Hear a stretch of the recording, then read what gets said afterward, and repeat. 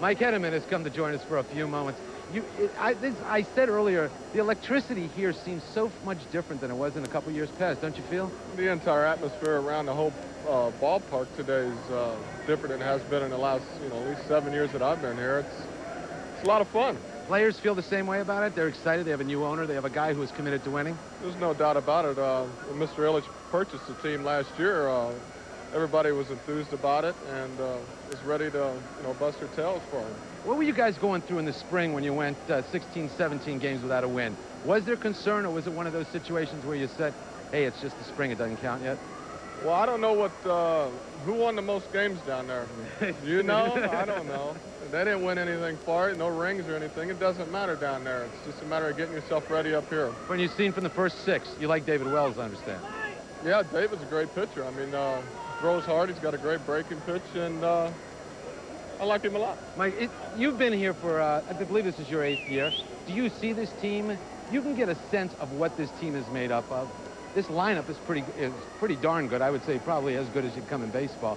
The pitching staff itself has been, I think, taking a lot of hits in the media. Is the staff what you would consider a middle-of-the-pack staff, an upper-level staff, or a lower-level staff? I think it's a staff that everybody loves to rip. And just because of the fact that we got such a great offense, everybody wants to put the finger on somebody whenever we lose, and it's always going to be the pitcher. So I'm not going to evaluate where the staff is. I think it's an underrated staff, and it's, it's just a matter of us proving it to you. You signed a new deal. Congratulations. 3 years. You know you'll be here. You're secure. You're ready for the future. The commitment that Mike Ilitch has made to this team, I mean, he has laid out a lot of, as Tony Phillips says, cake. Mr. Ilitch did put out a lot of money. There's no doubt about it. And just not only in that way, I mean, he put a lot of money out to renovate and upgrade this stadium. Mr. Ilitch is determined to win, and he's doing everything in his power to do it. Does it make the players play harder? Oh, it sure does. There's no doubt about it. Whenever somebody puts forth the effort that he has to make us feel, more at ease, more comfortable, you're going to bust your tail for him. All right. Good seeing you. Nice seeing you. Congratulations. I understand you're going to have another kid in the fall, right? September 5th. All right. Good luck to you. Thanks. The outside is beautiful. The changes inside are beautiful. But Mike Ilitch didn't confine his changes just to appearances at Tiger Stadium. He restructured the team. And one of the guys he brought back, well, today, is excited about opening day. Now you say to yourself, why is Kirk Gibson so excited about this opening day? Because he's been around long enough to know how special it actually is. You've played for 3 other teams on opening day. Does anyone get as excited about opening day as Detroit? Not that I know of, no. I mean, but see, it means more to me because when I was a kid and grew up here and, I've witnessed it over the years, it appears to be a holiday in Detroit. And now that he's back after spending 6 years with other teams, Gibby's appreciating the past as much as he is the present. My biggest memory in opening day is when I came in here and Sparky put me in right field after I'd practiced in center field all the spring. It was when I was a rookie, and I came in, there was a 9 beside my name, and I said, Skip, I think you made a mistake on the lineup.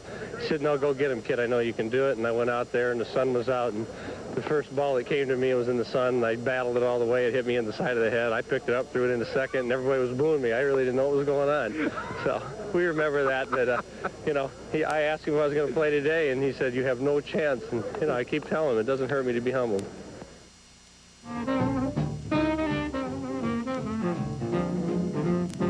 Hooray, hooray, the time has really come. Well, everybody's jamming back into Tiger Stadium, and what a day it is. And this is a very special opening day for one veteran Tiger. Ernie Harwell is at the microphone again to help call all of the action here at Tiger Stadium. He has been a fixture in Tiger baseball for 31 years now. It's been, Ernie, notwithstanding last year. Welcome back. Well, thank you. It's great to be back. The weatherman's been good to us. We got a good crowd. This is a festive occasion, and it's good to see you again. Well, thank you very much. Ernie, so much has been made of what happened over the last couple of years, and I know I don't want to bore you with all of the questions, but let me just ask you, what was it like last year not being with the Tigers and then rejoining the organization this year? What are your thoughts? I missed the Tigers last year, but I did have a great adventure with CBS. I did the Game of the Week on the radio, and I worked for KMPC in Los Angeles. I did 14 games for the Angels, and that was fun. It stretched me out a lot. I met a lot of people that I hadn't seen in a long time and enjoyed it. But there's nothing like being back with your old team. And the Tigers are such a large part of my life that I'm so happy to be back with them and broadcast on a daily basis. What kind of a new spirit, both for the team and the fans, do you think Mike Ilitch is bringing back to Detroit? Oh, I think he's already rejuvenated the spirit of Detroit. We know that Mike's had a great record as a civic leader and a franchise owner in Major League Sports. And he is a terrific guy. And I think it's trickled down even to the players that they feel a lot more secure now. They know that here's a guy that's going to reach deep in his pockets and get the team a winner sooner or later and give them some help. And I think that's got to help everybody. Let's talk a little baseball if we can. Sure. Team is off to kind of a rocky start. You think too much is being made out of this pitching problem? Is it a problem? It's a problem, and I think 6 games doesn't make a season. We've got 162 games to play, and it's a fact that a team is going to go as far as the pitching will take it. And I think so far, to be perfectly realistic about it, the Tigers have had bad pitching. And they've got to straighten it around. But hopefully they'll get started, get back in the groove, and come up with a good year. What about the defense? Well, the defense was a little bit shaky in the spring, but I think a lot of that was spring training and the bad fields down there. And I think the defense will be pretty secure. I don't have any worries about that. Give me a prediction on the outcome this season. I think the Tigers will probably finish somewhere in the middle of the pack, but if we get some surprises from the pitching staff, they can do a lot better than that. Well, you know, this is going to be kind of a farewell tour. It is a farewell tour for you this year, Ernie. You're going to visit a lot of old ballparks and old friends for the last time. It's going to be a lot of fun, and I'm going to savor every moment of it. And we're going to savor you this entire season. Ernie, it's been a pleasure having my brief association with you. Good luck with everything you do, Thanks sir. a lot. All righty.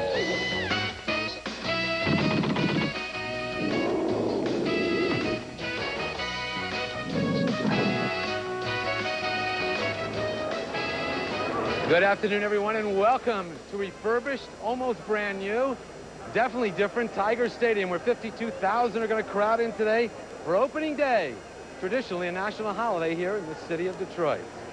The bunting is out, the fans are out, the sun is out. It should be a glorious afternoon for Major League Baseball. Hi, everyone, and welcome. I'm Bernie Smilovitz. Tigers Baseball Network is on the air.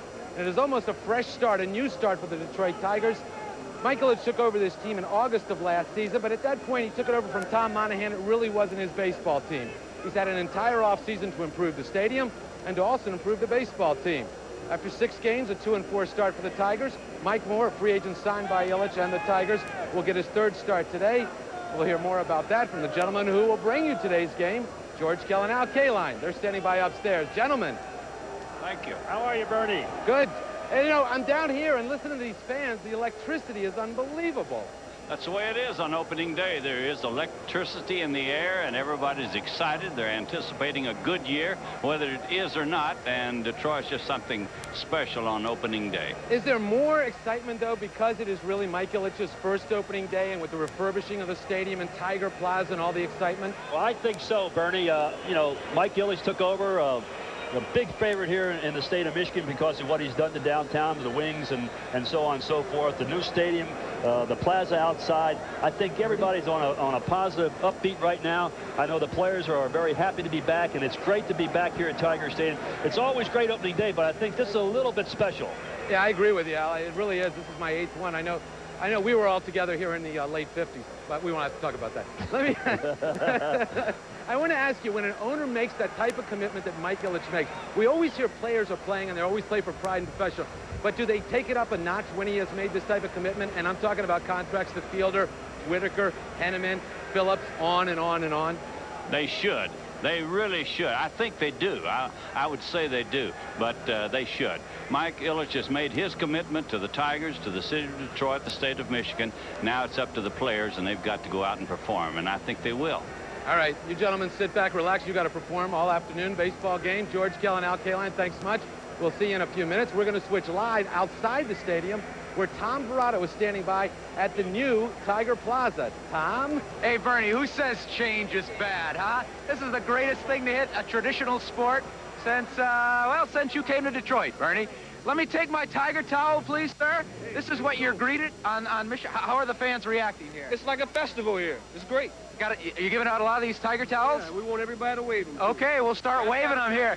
This is what you see when you come into the plaza here, as you kind of crunch through the crowd. You know that song, "Buy me some peanuts and Cracker Jacks"? Well, they can also add some gourmet coffee and some barbecued shrimp, because that's what you can get in all these stands here. You know, it's pretty tough for a little 5'7" guy to get around here, but if you start sliding through, hey, what do you think of this new plaza? Great. Wonderful. I hope you have a good, enjoy the game, enjoy the game. Okay, now, there's a band playing over here, if we could stay with us. And boy, they are just pumping up the people. There's all kinds of stands in here where you can buy all kinds of foods, from hamburgers to ribs and everything like that. Guys, we're on live. Can you give us a little music? Just a little music?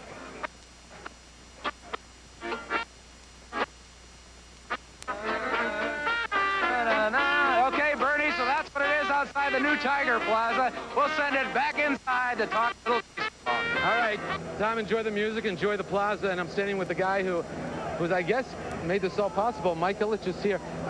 You were just telling me you were watching this picture. You said you were worried about the flow. The flow looks pretty good to me. Yeah, right. They're coming in and going up the ramp, and I'm not worried about anybody getting squished. You were inside talking to the team? I was in there talking to Sparky. We were talking about a lot of things. Yeah. A 2-4 start. What do you say when you see that? And spring wasn't exactly the best spring either. No, but, you know, I got a good bunch of boys, and we're going to do all right. It's a long season. I think everybody wants us to start winning, and, you know, and when we don't win, they get upset. Yeah. Do you, in baseball, it used to take a lot of patience to win. Now it seems like you can't have the patience to sit back and wait to win. You got to win quickly. Is that fair? Oh, that's real fair, because, you know, the fans are not going to come unless you win. They demand a winner. This is a baseball town with a lot of tradition, and they won't settle for anything less than winning. Mike, you made a lot of great improvements here. You got a new scoreboard, you got the plaza, you got everything. The question still begs, a new stadium. At some point, revenue is not going to hold up with these baseball salaries. What do you see on the horizon for a stadium? Well, we made this investment here to see what it's going to take and how much revenue we can generate out of the old ballpark, and we'll make an assessment in a couple months, and I think we'll know after that. The bottom line really does become you can make all these improvements and everything you want, but fans aren't going to come if you don't give it to them on the field too, right? Oh, I mean, it's anybody that thinks that the little amenities that you put out there is going to get the fans. That's not true. You just make the fans welcome that way, but you got to win. And you didn't do a thing to the ballpark and you won, they'd pour in here. So I know that. But I like a nice ballpark. I feel the town deserves it. And it makes the fans feel proud of their facility. Do you really feel this is the start of your ownership? Because you got him in last August. You sort of took over someone else's team. This really is yours. You've had a chance to put it together in the offseason. Yeah, now I feel this is my ball club now, or our family's ball club. And you're right. This feels like the beginning. Last year, just kind of picking up odds and ends, and, you know, it's kind of a whirlwind purchase. How do you juggle the pizza, the hockey, the baseball? Well, you know, I just watch Bernie's bloopers. I see everybody bouncing around, and that's me. I said, there's Mike. I wish it was that easy. Congratulations. Good luck to you. It's been great. All right. Thanks much. Mike Ilitch.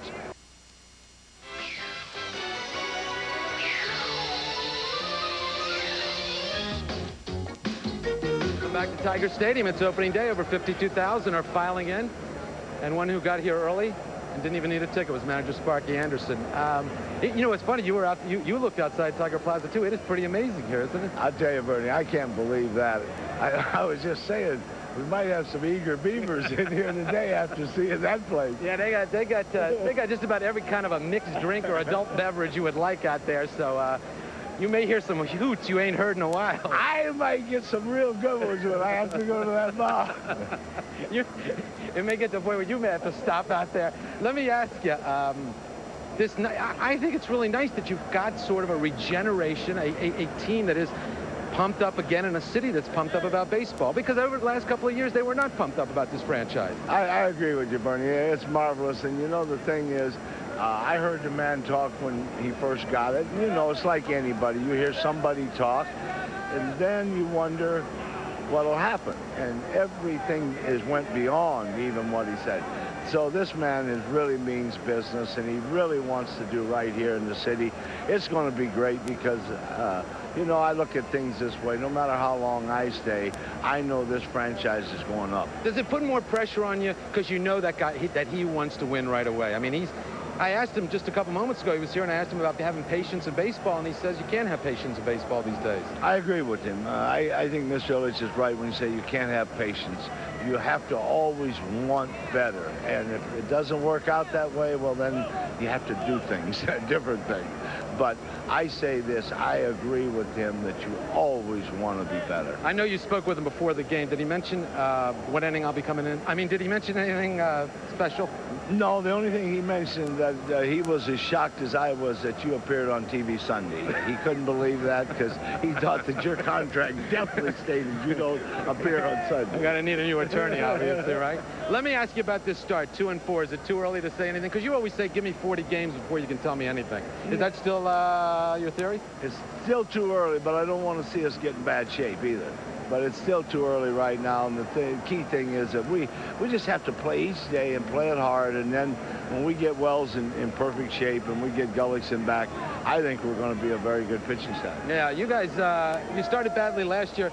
2-4 ain't great, but you're ahead of last year's game, so there's something to be said for it. There's something to be said, and we could have won all 6, you know, so that's the way I look at it, that we're 2-4 and could have won all 6, so we're a much better team than people think. All right, best wishes to you. Good luck today and the rest of the way, and go back to Tiger Plaza. I'm sure they can find something for you there. I think I'm going to hang out there today. Yeah, go ahead. Manage from there. There you go. All right, Manager Sparky Anderson will have more on Tigers baseball. Stay with us. We'll be right back. It's opening day.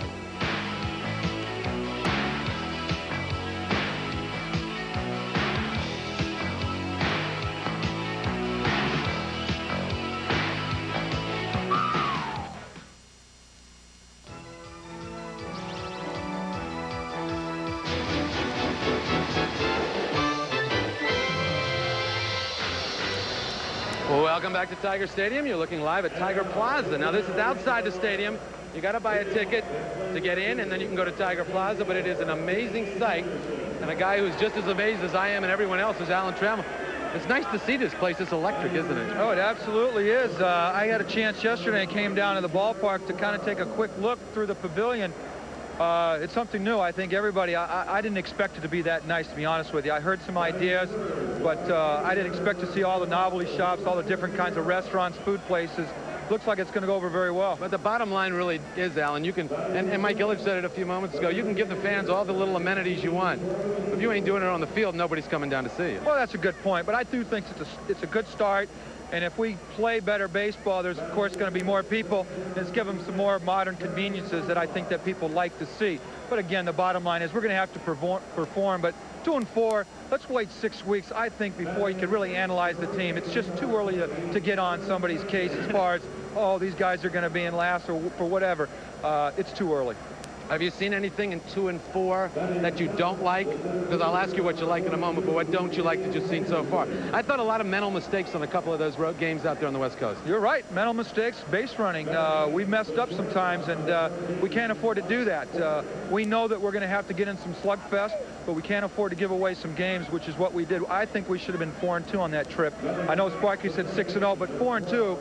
Very conceivably, we could have been that, and we gave some games away. Well, Sparky thinks you should have been 162-0 last year with him managing, so what's the difference? Well, 4-2, again, would be putting us right where we want to be. Now we got, again, we don't want to get into this game again about getting back to 500, and let's go from there. We need to stay in the pack if we're going to be in there. Is it unfair? Are people taking unfair shots at this pitching staff?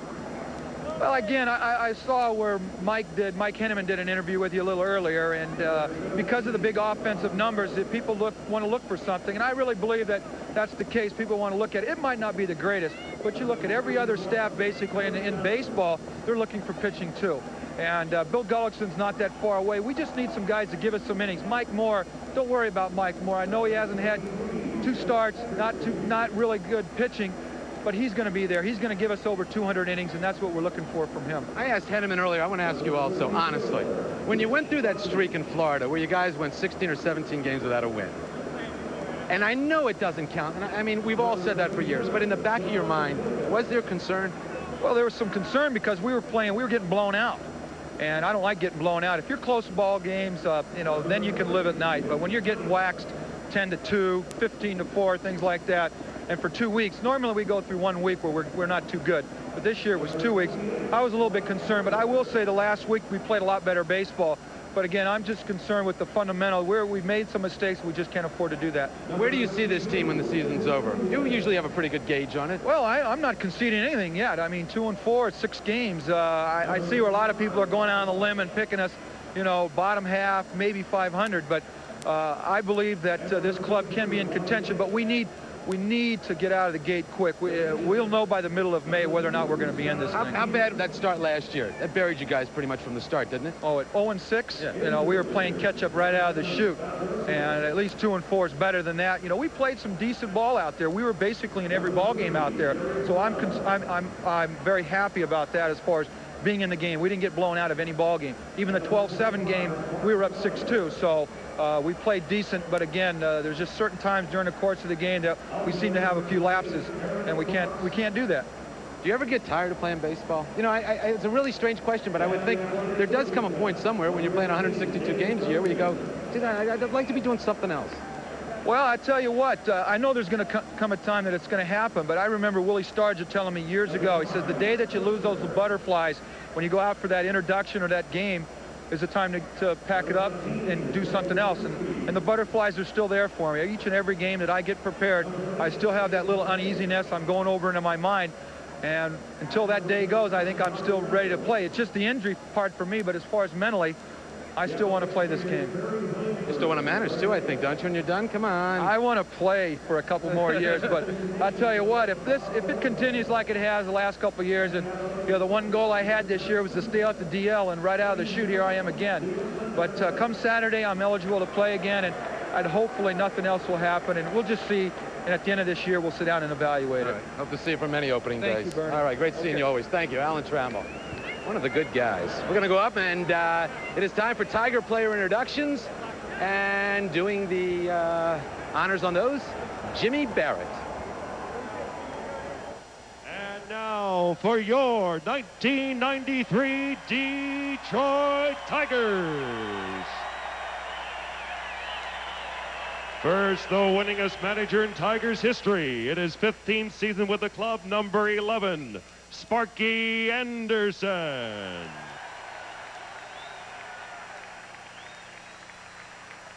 And the Tigers starting lineup, leading off and playing left field, number 4, Tony Phillips.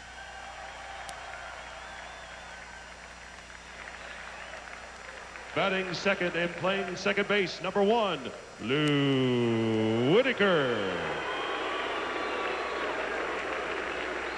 Batting third, the shortstop, number 24, Travis Fryman.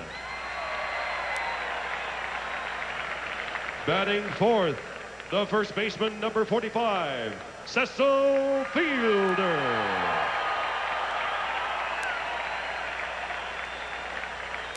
Batting fifth, the designated hitter, number 23, Kirk Gibson.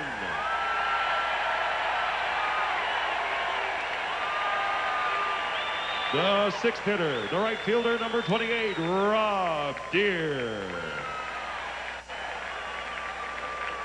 Batting seventh, the catcher, number 20, Mickey Tettleton. Batting eighth, the third baseman, number 7, Scott Livingstone. And batting ninth, the center fielder, number 22, Milt Kyler. Today's starting pitcher warming up in the bullpen, number 21, Mike Moore. And now, here are the rest of your Detroit Tigers. The pitchers, number 49, Tom Bolton. Number 44, John Doherty. Number 34, Greg Gore. Number 18, David Haas. Number 39, Mike Henneman. Number 46, John Kiley. Number 30, Bill Kruger. Number 13, Mark Leiter. Number 38, Bob McDonald. Number 43, Mike Munoz. Number 16, David Wells.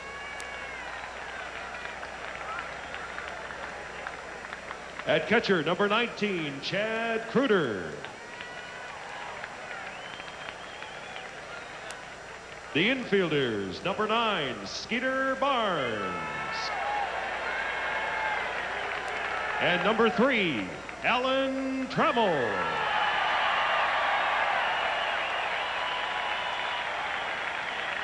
The outfielders, number 32, Dan Gladden. Number 15, Gary Thurman. And the Tigers coaching staff, number 31, Larry Herndon. Number 56, Billy Muffett. Number 52, Gene Ruth. Number 53, Dick Trzaskowski. And number 59, Dan Whitmer. The Tigers trainer, Pio DeSalvo. Strength and conditioning coach, Brad Andres. And the equipment manager, Jim Schmekel. Ladies and gentlemen, your 1993 Detroit Tigers.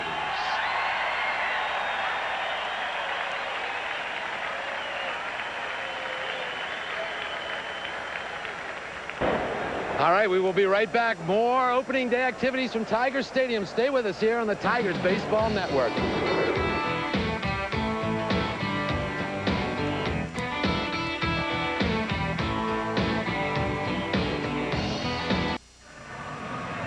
Good afternoon, everyone, and welcome to Tiger Stadium on this opening day. I'm George Kell, along with Al Kaline, and we're just about ready to go. Al Kaline's here, and he has the starting lineups. Okay, George, welcome to opening day. Here's the lineup for the Oakland Athletics.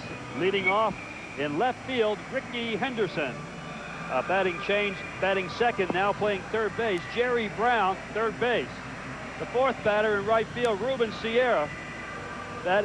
Fourth, Troy Neal is the DH. Batting fifth, the catcher, Terry Steinbeck. The sixth batter, Kevin Seitzer, is at first base. Batting seventh in center field, Dave Henderson. The eighth batter, shortstop, Mike Bordick. And batting ninth at second base, Lance Blankenship. Defensively, for the Detroit Tigers, brought to you by Southwest Airlines in the outfield, Phillips, Kyler, and Deere. Around the infield, Livingstone, Fryman, Whitaker, fielder, Teldon behind the plate, and Mike Moore on the mound for the Tigers, making his second appearance against his former teammates. You see Mike waiting on the mound right now. They have some banners in center field that the umpire has said they have to get down. It's right in the flight of the ball, and they're almost down right now. So Mike Moore, of course, starting his third game. He lost his opening game against his former teammates opening night in Oakland. He pitched 4 2/3 innings, allowed 6 hits and 4 runs. He walked 3 and struck out 2. His last start was the shortest by the Tiger this year. He only lasted 1 1/3 inning. Gave up 6 hits and 5 runs. Mike Moore, quality pitcher for Oakland for the last 4 years. And he's about ready to get on a winning streak. And we're just about ready to go. It is opening day at Tiger Stadium. Almost a World Series atmosphere here at the stadium on this day. Full house, not a seat to be had. I've been looking all over the stadium. I do not see an empty seat anywhere. In a brand new refurbished ballpark with a new plaza outside. Just a delight to see. Here's the first pitch of the game, and it's a strike. Ricky Henderson didn't like the call on the first pitch as Ken Kaiser went up with the right hand. Ken Kaiser calling the balls and strikes. Mark Johnson is at first base. Jim McKean, the umpire, at second base. And Vic Valtaggio is on at third base. 53 degrees. We've just been given the official temperature. 53 degrees at game time. Just a delightful day in Detroit. Yeah, you can't ask for much more than this in early April in Detroit. Not at all. Weatherman says it's not going to be this good the rest of the week. Here's the 1-1 pitch. That'll make it ball 2. Ball 2 and strike 1. Mike Moore was the starting pitcher, as Al pointed out to you, in the opening game of the season against the A's in Oakland. That was a week ago yesterday. The 2-1 pitch coming up to Rickey. He hits it on the ground to short. Fryman taking a lot of time, but he finally throws him out. Rickey Henderson was not running like he can, and Fryman was taking a lot of time and finally fired it on over to Cecil Fielder in time to get him. That's one away, and the batter will be Jerry Brown.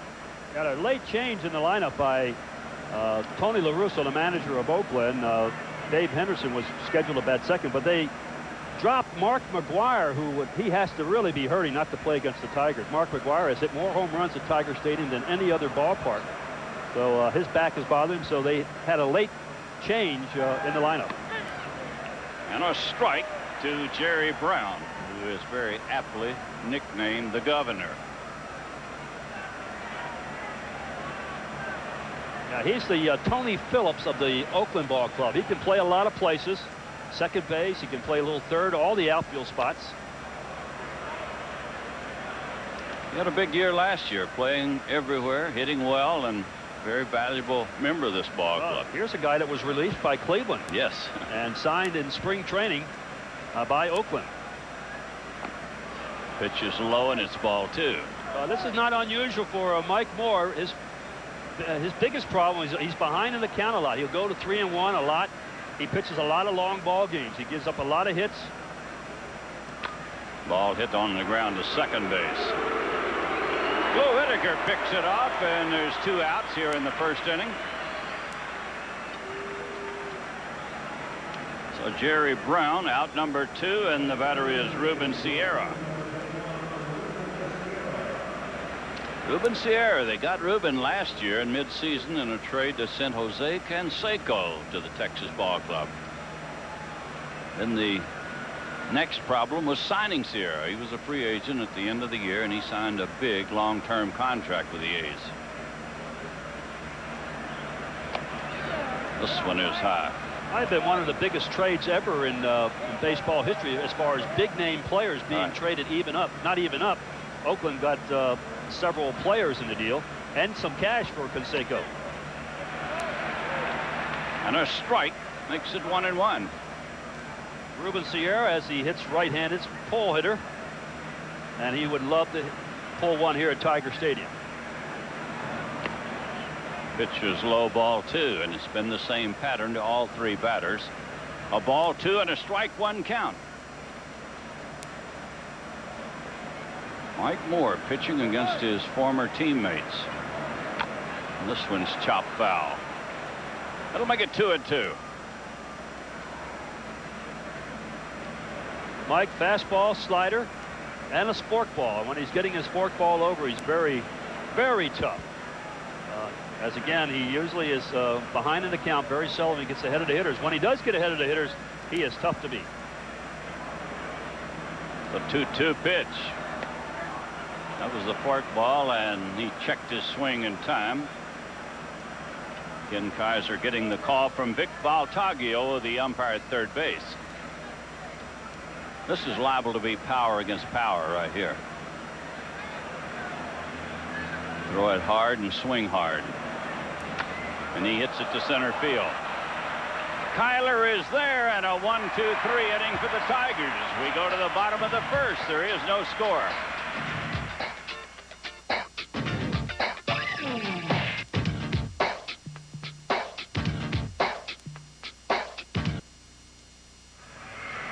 Here's the opening day lineup for the Detroit Tigers, brought to you by Metro Detroit Ford Dealers.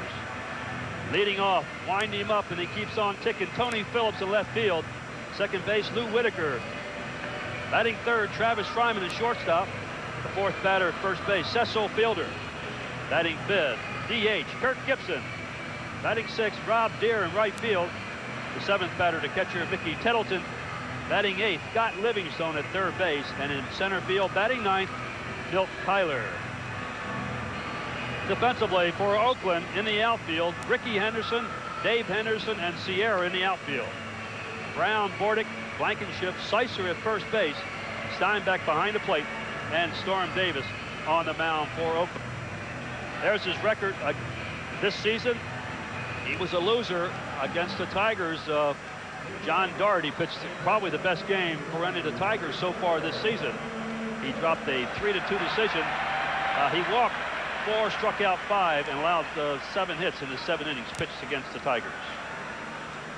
So it'll be the switch hitting Tony Phillips to lead it off.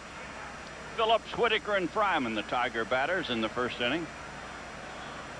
Tony is playing in left field today. He carries a .565 batting average into this ball game. And that leads the American League. That would lead a lot of leagues, I tell you. Yeah. Cut that out, Tony, and keep it. You don't have to say how many games into the season. Just keep it. Say I led the league. On base percentage is high, naturally. This one is down and away, and he swings at his strike 2.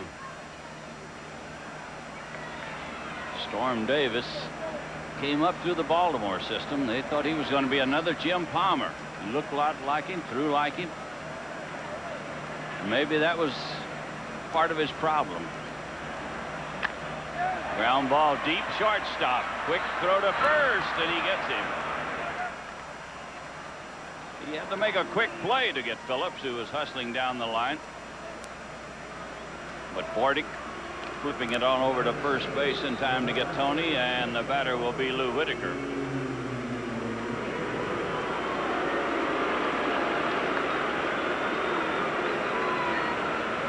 Lou batting at .313. He has 1 home run and 3 runs batted in. Home run, a big home run in Anaheim. For one of the wins the Tigers brought back to Tiger Stadium. 2 and 4 in a year. Oakland Ball Club is just the reverse. They're 4 and 2.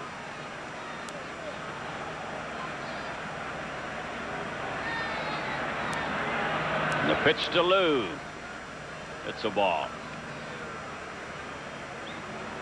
1 ball, no strikes. Storm Davis delivering outside ball 2. 2-0.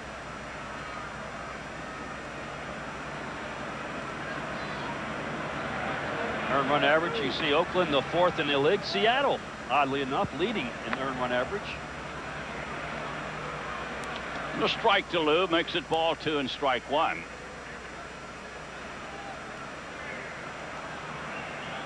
Lou was taking on the 2-0 pitch. And up line drive to right. A base hit, and Sierra flagged it down on a great play. Boy, it almost got by him. Sierra looked like he gave up on the ball, and he did not think the ball was going to carry as far as it did, and it hit right in front of his feet. Lou Whitaker hitting that ball right on the line. There's the line drive. You see there Sierra holds up, and the ball he's just barely, and a good play of fielding the ball, because had that got by him, certainly Whitaker would have been on second base. And the batter is Fryman with a runner at first and 1 out. Lou on his way, and the throw to second is in the dirt. So the running Tigers have a runner at second on the stolen base by Whitaker. And it looks like it does not matter who they run against. Steinbeck led the American League in throwing out percentage 42% of the time. You see the ball was a little bit short, and Lou Whitaker into second base, his 3rd steal of the season. Pitch was a strike to Fryman. And a foul tip makes it strike 2.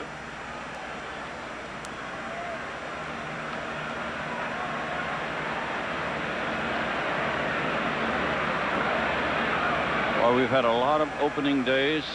Weather-wise, it's been bad, some pretty good. This is just wonderful. 53 degrees at game time. Not too windy, so it doesn't make it feel cold at all. In fact, the players may have it better than anybody because they're in the sun. Yes, you're right. It's a ball and 2 strikes to Fryman. Many opening days here where you saw snow flurries. I remember 62, Frank Larry, when that was the year he hurt his arm, pitching in 30-degree weather. This one bounces up there. Yeah, you get the big crowd in here. You get 50,000 people, and you feel like you owe them an obligation to play, and you want to. And there's been some games played in some very difficult weather. All the way back to 1901. I see they had a crowd of 9,000. In 1901. 1901. What'd you do that day? What'd you do that day? It was 14-13. Detroit won. I beat you to it, though. I know it. I was going to say that to you. Here's a drive into center. Is going to drop in, and the Tigers will take the lead on the base hit by Fryman.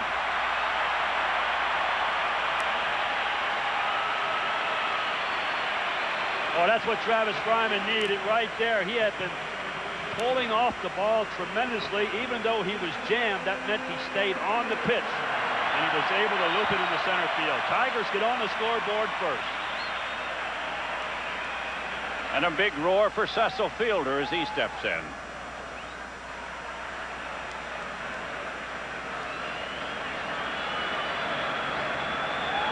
Time has been called to first base. Ken Kaiser didn't know what had happened. He was looking to see who had called time, and Fryman wanted to talk to Gene Roof, the first base coach. Travis Fryman's been running a lot. He has 3 stolen bases, and that has not been thrown out so far this season.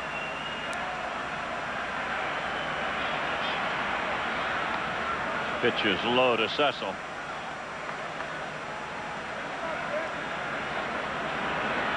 Cecil doing what he does best, driving in runs. He has 8 so far this year. Dave Winfield goes on and on. He leads the American League with 9. Cecil has batted in 8 runs in 7 games, so he's on course to lead the league again. 1 ball, no strikes.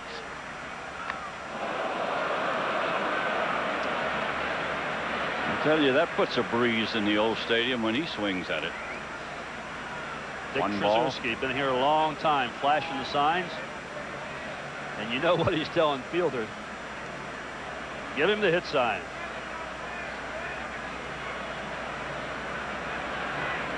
Storm Davis getting ready. He's going to go to first with it. He's got the word from Tony La Russa, the manager of the ball club, after Whitaker was running, to keep an eye on the runner. Give Steinbach a chance.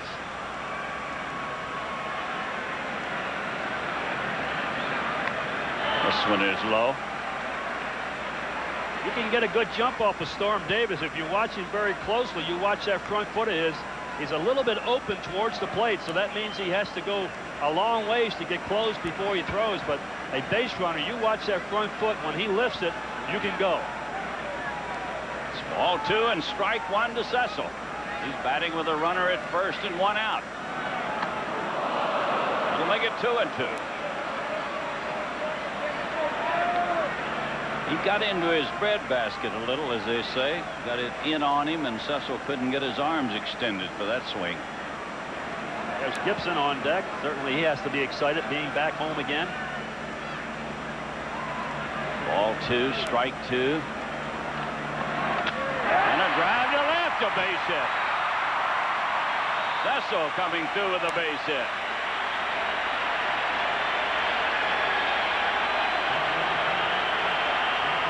This roar is for Gibson. A standing ovation.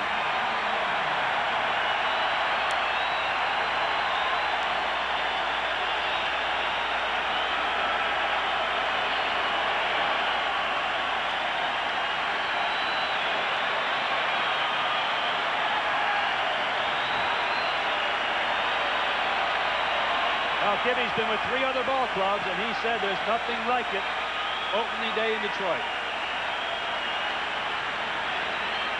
Well, this has got to pump him up. A standing ovation from 50,000 people welcomes Gibson back to Tiger Stadium. And he's batting with 2 on and 1 out. He has the flair for the dramatics. We all know that. 1 ball, no strikes. He had a grand slam home run in Anaheim on the Tigers road trip. And a strike makes it 1-1. 1 ball, 1 strike to Gibson. 2 on, 1 out. Tigers lead it 1-0.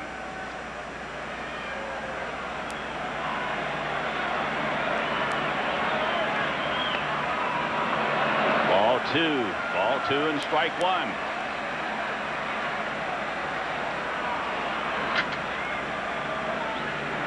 They like to pitch Gibson inside, but sometimes when you play in Tiger Stadium, you hate to pitch a left-hander as big and strong as he is inside. He had a good swing at it and fouls it away. Ball 2 and strike 2. Gibson had a great spring. He came down to spring training probably in the best shape of his life, worked extremely hard, and it showed the way he played in the games in spring training. Storm Davis gets ready for the 2-2 pitch. He struck him out. Gibson knew it. He started walking away before Kaiser went up with his hand. That's the second out of the inning. Take a pitch. They went away from him. I think he sort of surprised him, but you can see that is a good pitch, a pitcher's pitch, and he would have done well just to have fouled that one. That's the pitch you dream about in situations like this if you're a pitcher, to make that good, tough pitch when you have to. And the batter is Rob Deere. Rob Deere batting with 2 on, 2 outs. And he takes a strike. Rob Deere led the Tigers in home runs during spring training. He had 8. What a great spring he had. It's been a struggle for him so far this season, but he did get 2 hits in his last game against the Angels. 1 strike to Deere. And he fouls it away. Look out in the upper deck.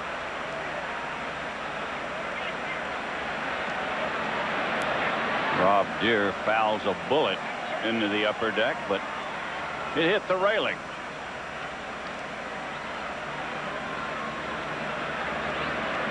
I'll tell you, Storm Davis doesn't waste any time. Look at him. He's ready to go. It's strike 2, and he's waiting for Deere to get back in. A lot of pitchers walk around the mound and take a lot of time. And another foul ball. Like Deere broke his bat on that last swing. Yes, he did. He's going back and getting another war club. Rob Deere uses the heaviest bat on the ball club. Several players tried to use that in spring training. For one, Cecil Fielder tried it for about the first 4 weeks in spring training, and he just could not handle the big bat of Rob Deere, so he went back to the thin handle bat that he had used the last 3 years in Detroit. Why he would want to change is beyond me, the way Cecil Fielder is the 3 years he's had. Still strike 2 to Deere. 1-0, the Tigers lead it. Rob Deere waiting on the 2-strike pitch.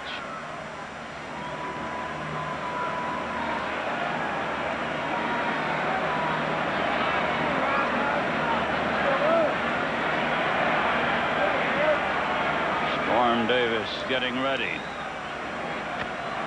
That'll make it a ball and 2 strikes. The split finger pitch that was close too. Storm Davis has come up with. Storm Davis was with Baltimore last year and was used in relief.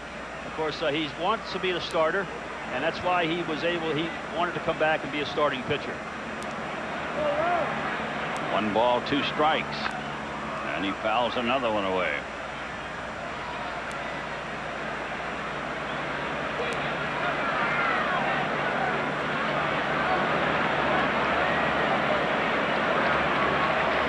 Whitaker singled with 1 out, stole second, and scored on a single by Fryman. That's the way the scoring has gone. Then Fielder singled. Gibson struck out. Now it's Rob Deere. And a long drive. This one's gone.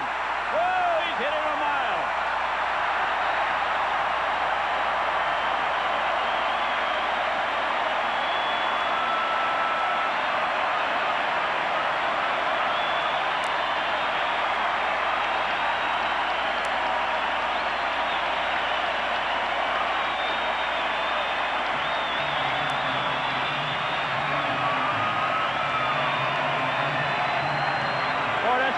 feel good. Opening day, capacity crowd, struggling at the plate. 3-run homer, way out of here by Rob Deere. Yeah, some 15 rows back in the upper deck in deep left center field, as you can see right here. I told Rob Deere he was going to hit a 3-run homer, and I told him when you cross home plate, you got to wave to me up here. He didn't do that. Wait till I get on it. Well, he's a little bit excited. I think he is a little bit excited. This is Mickey Tettleton taking a strike on the first pitch. Time call by somebody. Tettleton said, I didn't call time. You know, Kaiser's had a problem behind home plate. I don't know what he's doing. He's digging a hole out there, and he's been doing that ever since the first batter went up there. They complain about the players calling timeout, walking around. Here, the umpires are calling timeout. This one is low. 1 ball, 1 strike.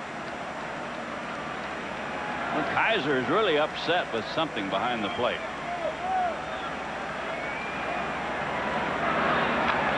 Ball hit on the ground, foul. 1 ball, 2 strikes.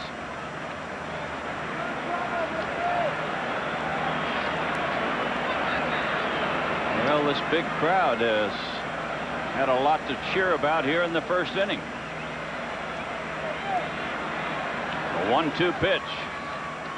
He got him. Tettleton is called out on strikes. We played 1. The Tigers lead it 4-0.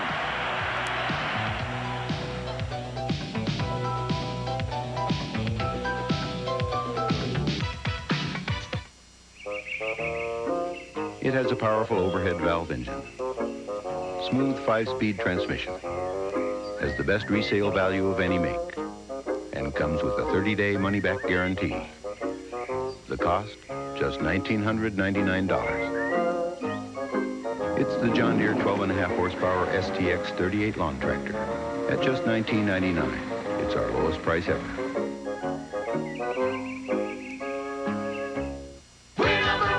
The best-selling vehicles in Detroit are from Ford. Now get 2.9 financing or $1,000 cash back on selected new Ford Probes. That's 2.9 financing or $1,000 cash back on Probe.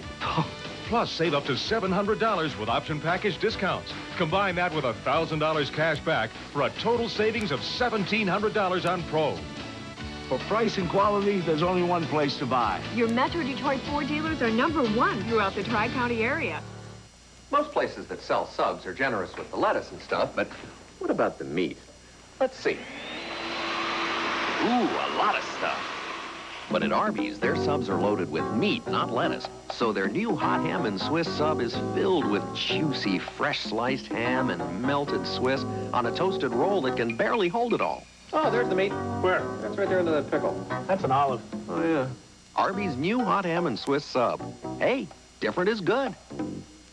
The Associated Press has honored WDIV's Newsbeat with more awards than any other station in the metro area, including General Excellence and Best Newscast. The Newsbeat team, the right choice on Channel 4.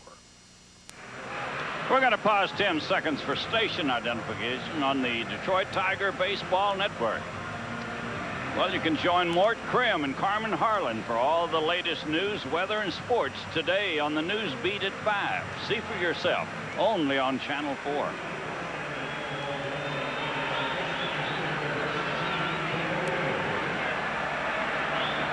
Troy Neal will lead it off.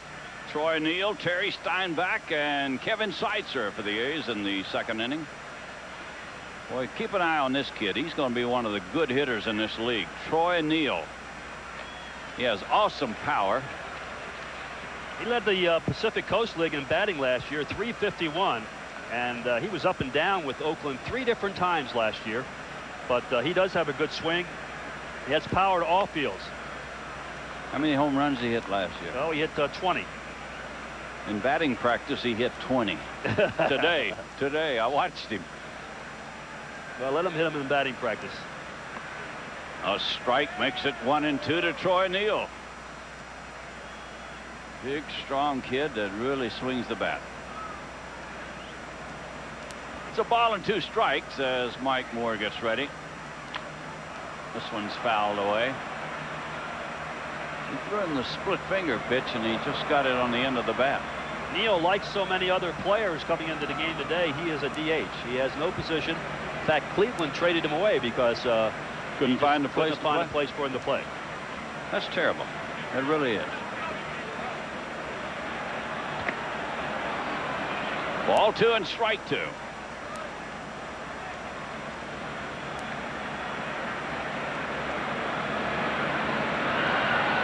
He's the leadoff man here in the second inning. Tigers lead it 4-0. Split finger pitch is low, and a full count to Troy Neal. This is what you don't want. Mike Moore ahead. He's got to stay ahead of the hitters. Tigers got him a 4-run lead. He doesn't want to walk anybody. Well, he'll challenge him here, as he did Sierra in the first inning. And he hits it foul. They're underway around the American League. Boston's finally getting to open. They were to open yesterday and rain the game out. They're in the first inning, no score, playing Cleveland. The 3-2 pitch to Troy Neal. And he hits a fly to center. It's deep, but Kyler is there. You hit him a little on the fist, too. Yeah, you'll take him there all day long in Big Tiger Stadium. 440 straight away, the thickest straightaway center field in baseball. And the batter is Terry Steinbach, the catcher.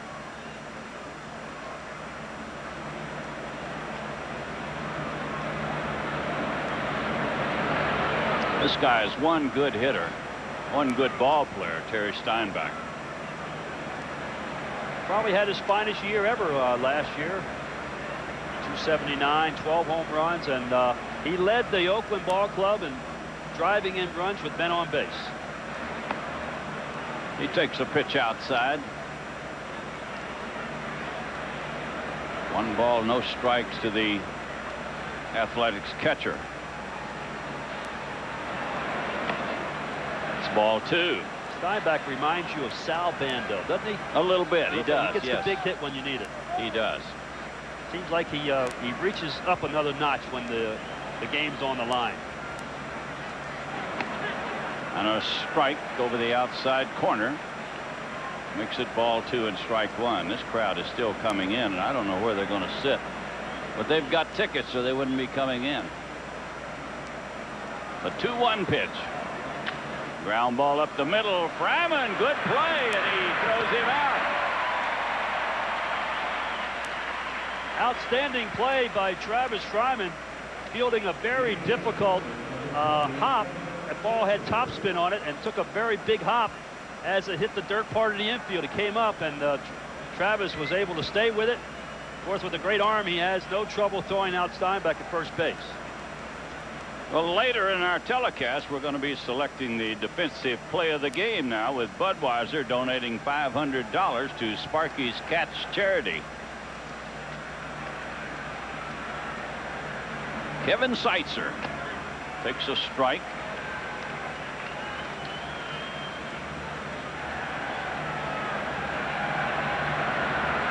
Mike Moore is ready with a 1-strike pitch. That makes it strike 2. This guy's a pretty good little ball player, but he's been released twice in the last 2 years. Absolutely, and it puzzles you no end. This guy may have one of the best rookie years of all time with Kansas City. Finished second to Mark McGwire in Rookie of the Year balloting. But again, as you mentioned, he's been released 3 different times. Well, Milwaukee offered him $900,000 a year for 2 years. He turned it down, and they said, well, goodbye. And he signed a 1-year contract for less than that at Oakland. So sometimes you can hurt yourself. Another 1-2-3 inning for Mike Moore. We go to the bottom of the second. It's 4-0 Detroit.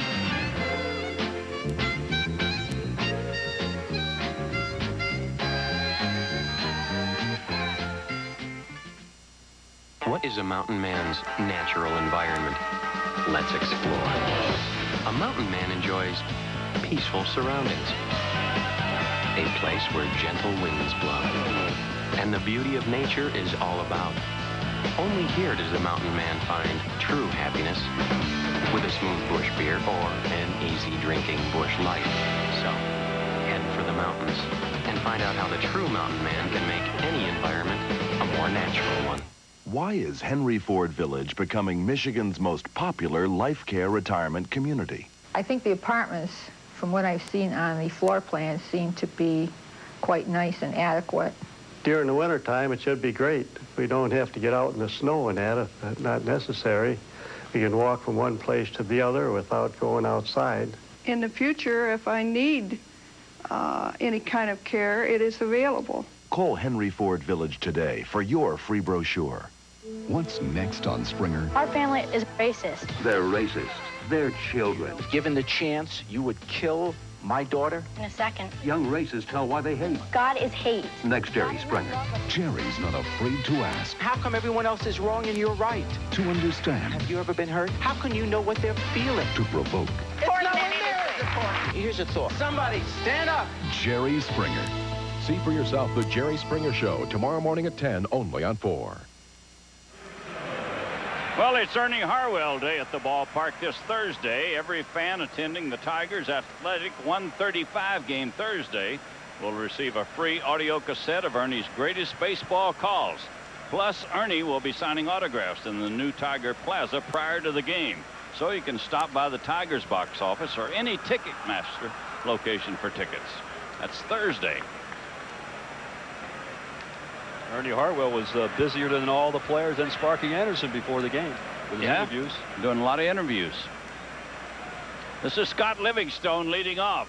And a pitch outside. Makes it ball 2. Ball 2, no strikes. Scott Livingstone, Milt Kyler, and then Tony Phillips as we go back to the top of the batting order. And a strike. 2-1. Storm Davis looks like a different pitcher now. He doesn't seem to want to try to overpower the hitters like he once tried to. He's trying to sink the ball now. Big hop to the shortstop, Bordick, and Livingstone is out. One out here in the second, and the batter will be Milt Kyler.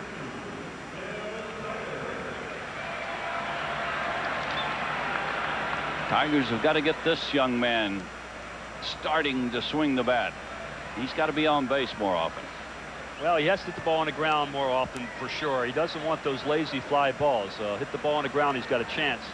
But as long as he can play center field, particularly here in Tiger Stadium, and do it well, the Tigers are going to score runs. But he has to play good defense. 1 ball, no strikes to Kyler. He's batting with 1 out and nobody on. That'll make it 1-1. Ken Kaiser behind the plate. He's one of the better umpires in baseball.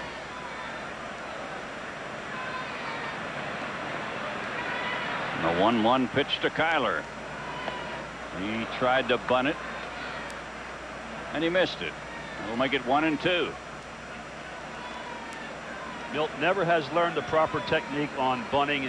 As fast as he is, he doesn't have to run coming out of the box. If he can just take his time, put the ball where he wants it, he can beat most of them out, or a lot of them. That'll even the count at 2-2. I was watching a game last night. The center fielder for Atlanta. Off the tip of my tongue, but he's one of those speedy guys. He turned around and left the third baseman. Nobody laid a perfect bunt down and still beat it out. Nixon.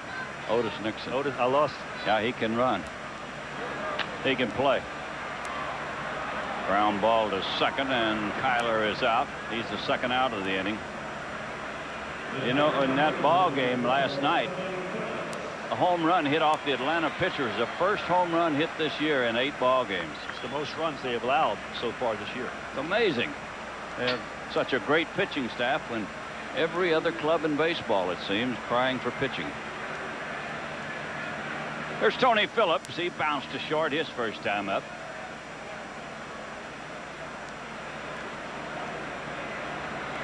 Two outs, nobody on in the second inning. Tigers lead 4-0. The pitch is outside to Tony. Tony Phillips seems to be hitting the ball more up the middle than normal. and certainly off to a great start.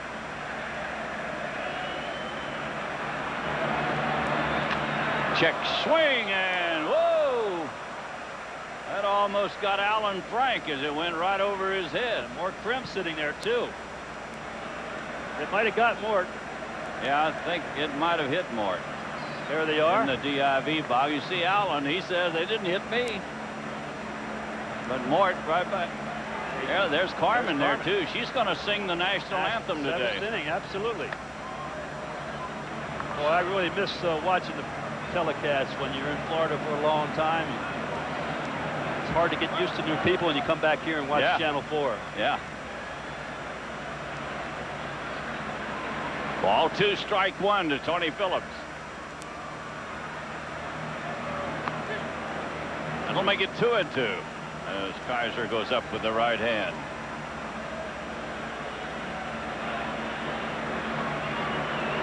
Now we're going to give them gloves over there for the next game.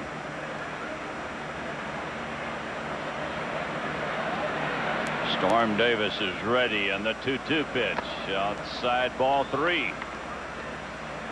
3-2 to Phillips. This old guy led the American League in walks last year. He doesn't swing at many bad pitches. And he gets another walk.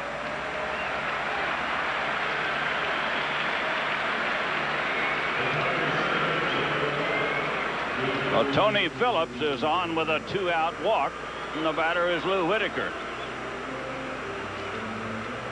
Lou scored the first run of the game. He singled, stole second, and scored on a single by Fryman. The big blow in the first inning, a monstrous 3-run homer by Rob Deere.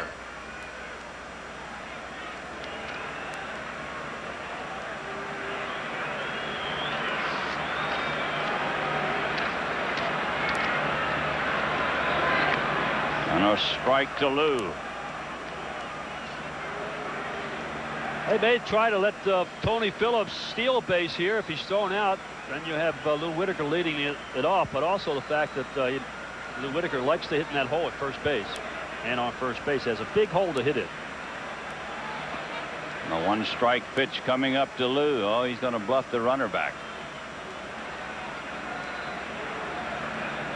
That with a strike, an early strike in the count, Tony La Russa can afford to pitch out. And guess what, Sparky Anderson?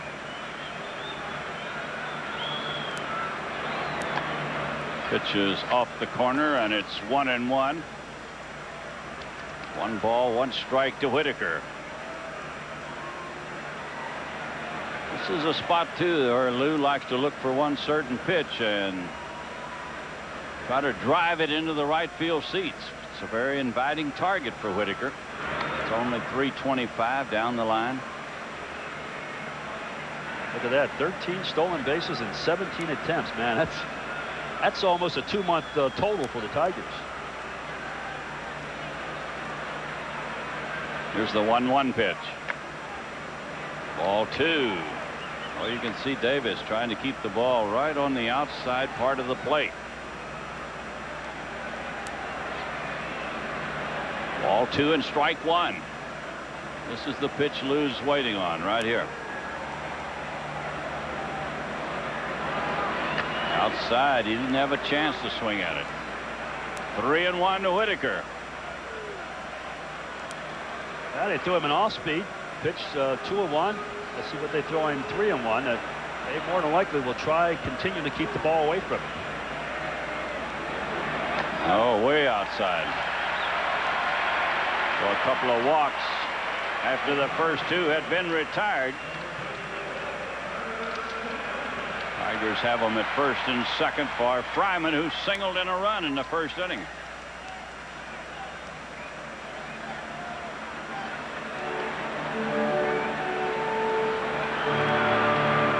Travis Fryman was having a great spring, and then the last 10 days, 2 weeks of spring training, got very sick, got the flu, lost about 7-8 pounds, and has been struggling ever since. And that base hit, hopefully in the first inning, will get him back on track.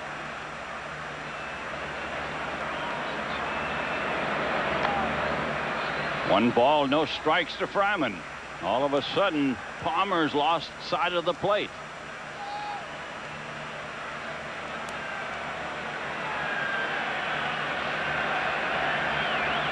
Here's the 1-0 pitch. Way outside. Ball 2.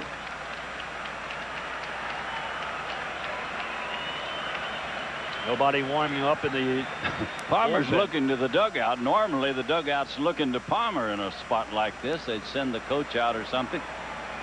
But Palmer's looking over there as if to say, what am I doing wrong? Dave Duncan, you can see there sitting with the coat on the bench. He's the pitching coach. He's a former catcher for the Oakland Ball Club and probably recognized as the best pitching coach in the American League, even though he was a catcher. Here's a base hit into left. Phillips on his way home, and Rickey will throw to third base. That'll make it 5-0.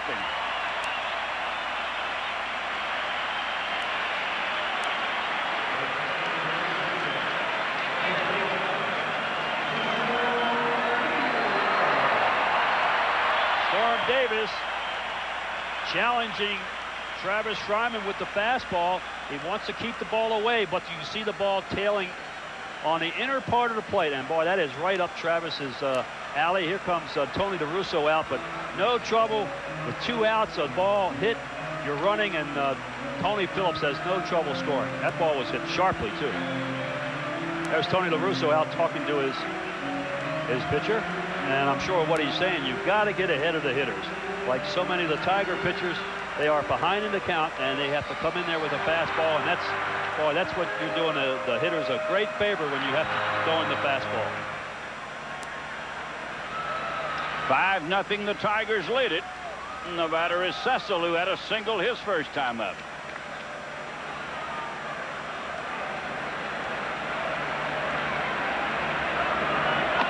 This is a strike. 1 strike to Fielder. Whitaker is the runner at second. Fryman at first with 2 outs. All this started with 2 outs and nobody on.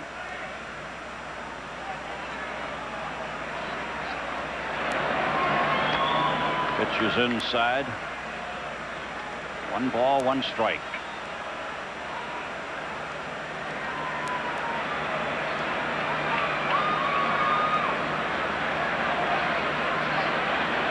Cecil Fielder waiting on the 1-1 pitch. That one was out of the strike zone, but Big Cecil was swinging at it anyway. 1 ball, 2 strikes.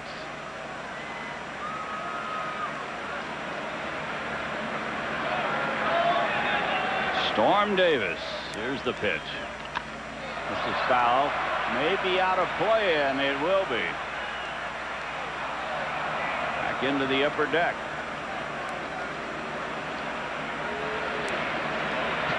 Still 1-2 to Cecil. He has 2 home runs this year and 8 runs batted in.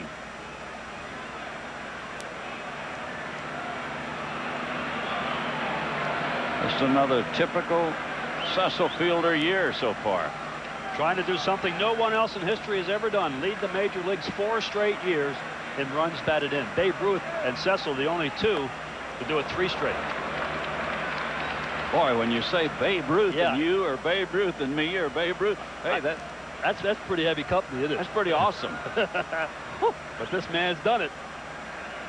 The big guy, the big man, not the big guy. That's Gordie Howe. This is the big man. He chops it down the third baseline, and let's see. That's going to get a run in. Maybe 2. Here comes Fryman. He's going to try to score. And safe at the plate. Everybody scores.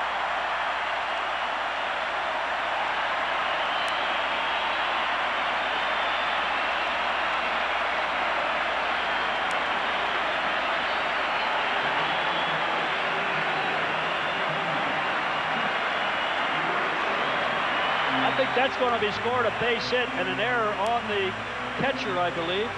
Right. That's what it is. Take a look at it again. The ball's out, way outside, and it's a swinging bunt. It's the pitcher who gets the error. And he throws it a little bit wide of first base. 2 runs scored. Here he goes. What? Look at it go. That'll bring up Gibson with a runner at first base. Gibson struck out his first time up.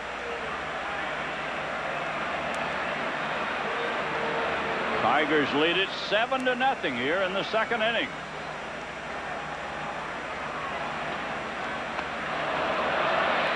Gibby might have swung at a bad pitch. Makes it 1-1.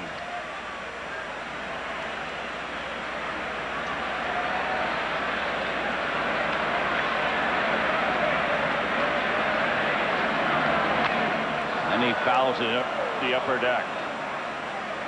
1 ball and 2 strikes to Gibson.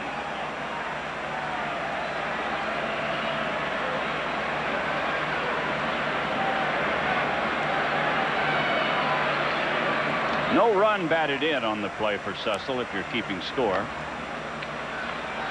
Infield single would have loaded the bases. Then when he threw it wide of first, that allowed both runners to score.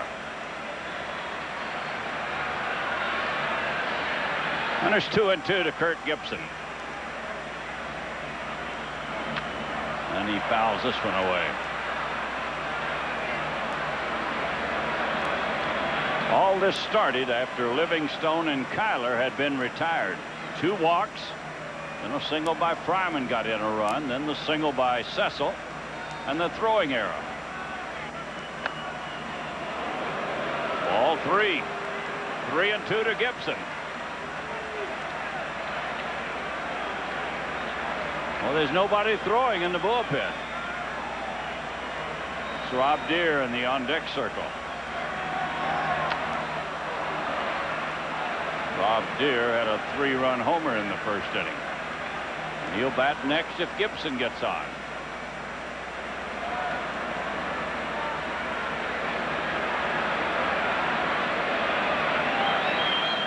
Ball 3, strike 2.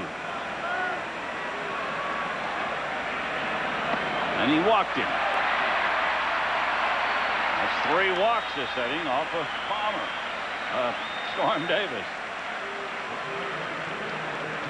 You may get some action. You see a catcher going to the Oakland bullpen. It's going to start action down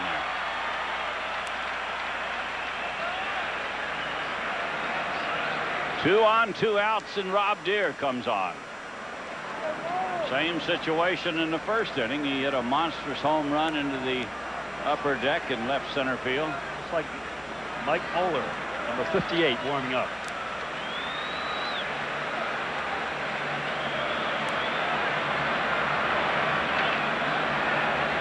Storm Davis delivers on a foul ball.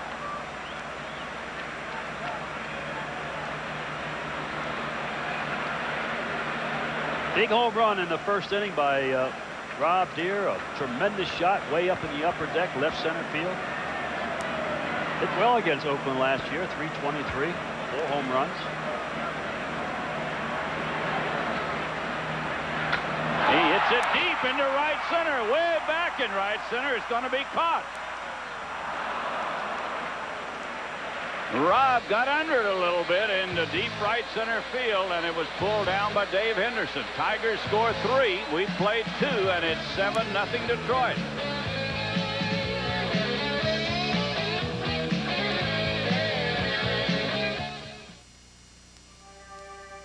There's never been a better day to come back to AT&T. Well, how come they won't take me back? In fact, over 100,000 businesses have come back. Yeah, I'll make it 100,001. Come back to AT&T now, and your business, large or small, can get 100 days free. Oh, my whole career is a small business. Come back to AT&T, the best in the business. Ah, come on, will you? Even my wife took me back. I mean, not for long. Oh, she'll hear from me, too. This is it. Bottom of the 9th, tie score, 2-out, full count. Here's the pitch. It's a fastball, and Ventura connects. A hot liner up the middle. It's still rising. Johnson leaps, and it's off the wall. He's rounding second. The ball drops. McRae scoops it up and wings it toward Pendleton. Here's the play at the plate, and he's saved. It's unbelievable, and that's the game. Now here's the wrap-up. Fleer, a game in every pack. America's first choice. Never all apart. Welcome to Napa, America's most complete source for quality auto parts and accessories.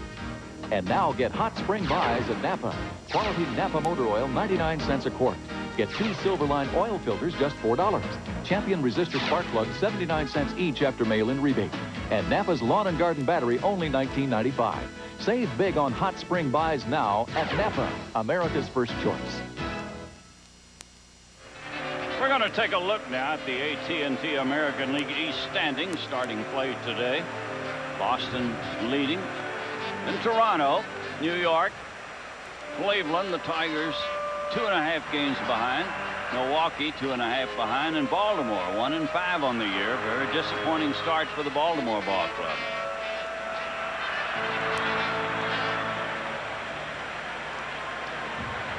We've played 2 at Tiger Stadium here on opening day, and the Tigers lead it 7-0. Going to be Dave Henderson to lead it off, Mike Bordick, and then Lance Blankenship for Oakland in the 3rd inning.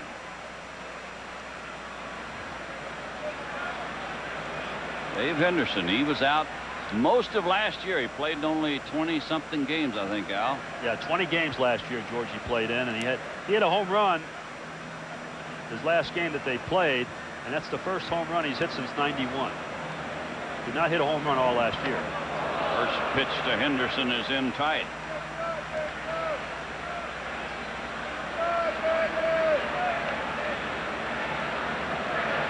One ball, no strikes to the leadoff man.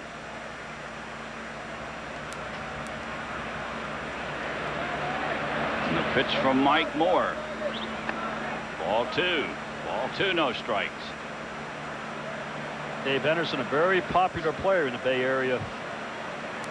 #1 draft pick by Seattle in 1977. And a strike, says Ken Kaiser. Makes it ball 2 and strike 1.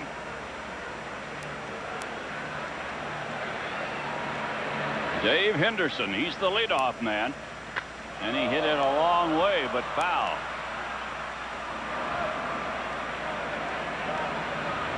A long drive into the upper deck, but foul by plenty. And the count is even at 2-2.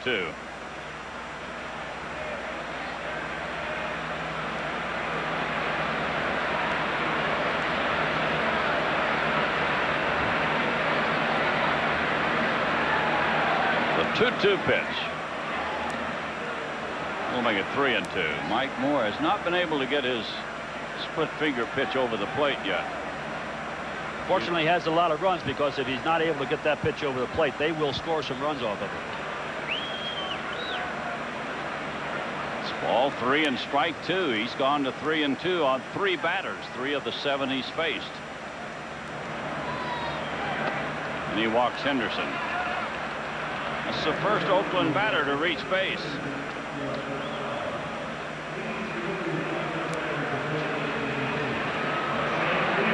And the batter will be Mike Bordick, the shortstop. That's pitching coach Billy Muffett. And, of course, the dandy manager right there, Sparky Anderson.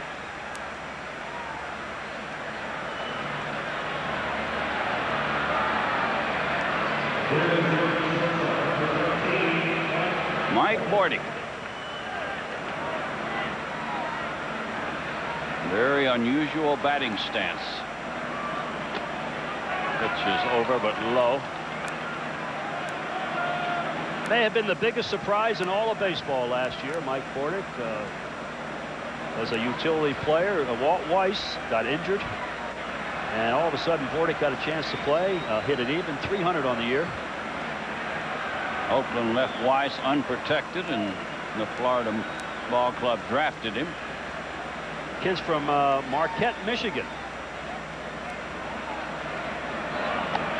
Here's a strike. Makes it 1-1. 1 ball, 1 strike. They've been trying to get Gallego back. He went to the Yankees, but some question who's going to pay most of his salary. Ground ball into left field. A base hit for Bordick. So Bordick gets the first hit off Mike Moore. The Oakland ball club have him at first and second with nobody out.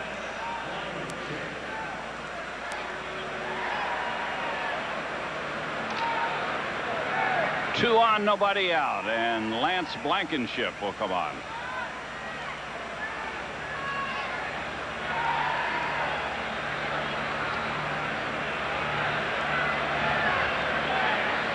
This fellow's been up and down with the Oakland club for the last few years. He plays the outfield some. He is an infielder.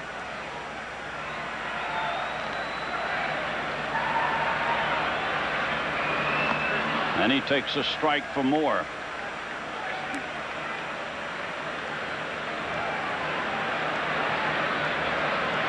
That's a pretty good eye at the plate. He walked 82 times and finally had a chance to he got a chance to play a few games last year for Oakland. Appeared in 123 games.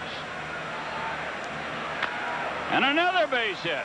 He lines it into left. They're going to have the bases loaded with nobody out.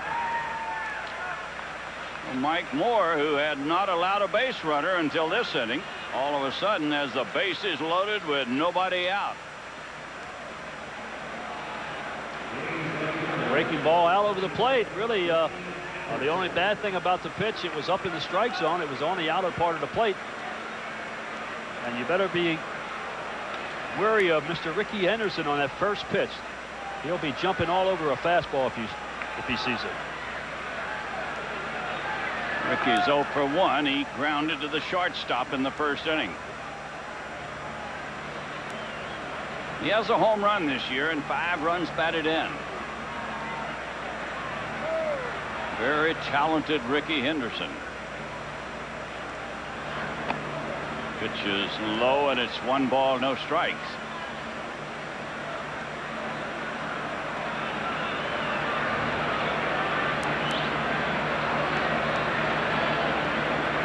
And it's tough to double this fella up. He runs so well. Inside ball 2. Dave Henderson is the runner at third base. Mike Bordick is at second. And Lance Blankenship is the runner at first base. And he's going to have to throw him a fastball right in there. 2-0 to Henderson. Bases loaded and nobody out.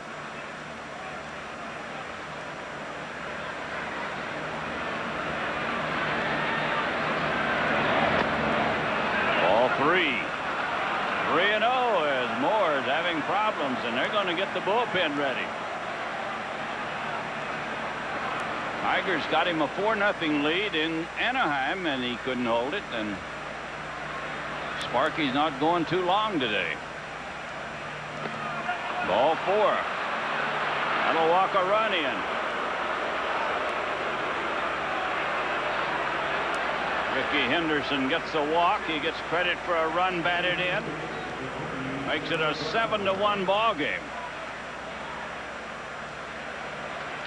Mark Leiter, number 13, up throwing in the bullpen. The batter will be Jerry Brown, who bounced to second base his first time.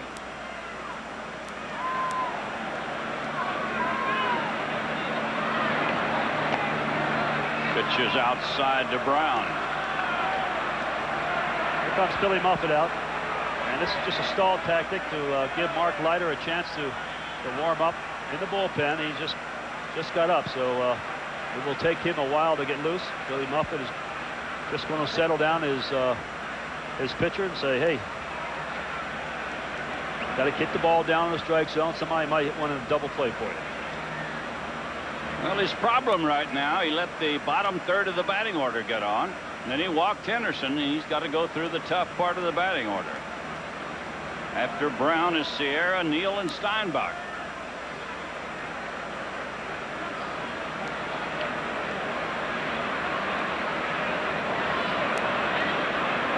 One ball, no strikes.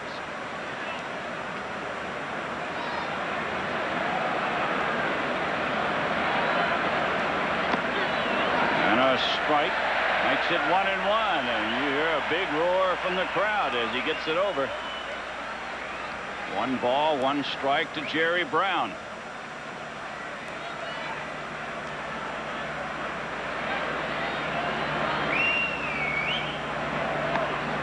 Outside ball 2.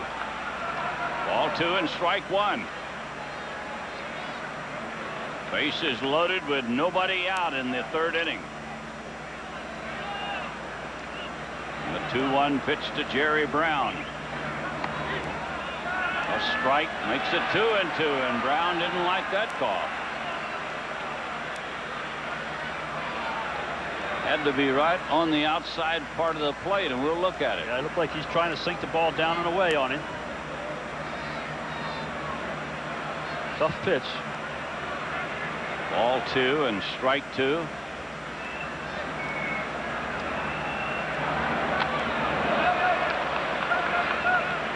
Almost a souvenir in the old broadcast booth. And we don't want any souvenirs. Well, I can get those if I need them. Still 2-2.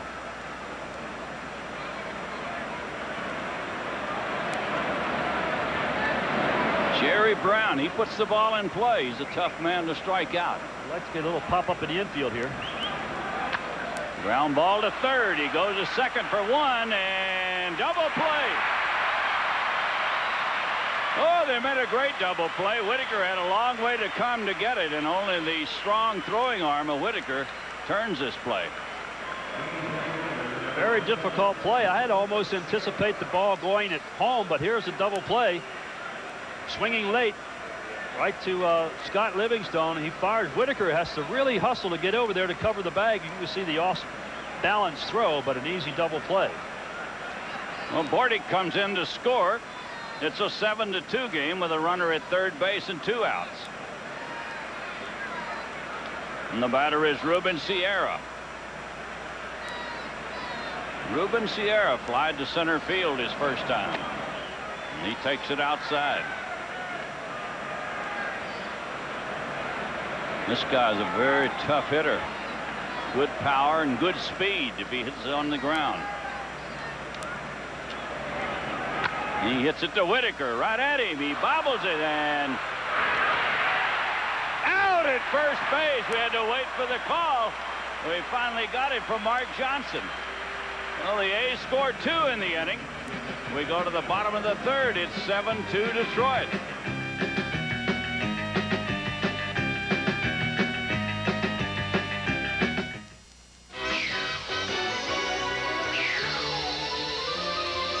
Travel arranged through Northwest Airlines, committed to providing Michigan business travelers with the best on-time performance. Northwest. Some people just know how to fly. We have a new center fielder for the Oakland Ball Club. Check it out. Young left-hander. Here he is. In place of Dave Henderson. That's Eric Fox. Eric Fox, the new center fielder. Tettleton is the batter, and he fouls it away. Yes, he did. Terry Fox, Chuck Waslick asked him if this is the guy that hit the grand slam, and he did. He's the one that hit a grand slam off the Tiger pitching in the West Coast trip. And the 1-strike pitch to Tettleton. Well, Tigers had the bases loaded, nobody out, a run in. And they did about as well as you can do. A double play. Got 1 run in and then the bounce out. Very close play at first base. Got him out of the inning. And the pitch to Mickey Tettleton. It's low, ball 2. Ball 2 and strike 1. Mickey was a strikeout victim his first time up.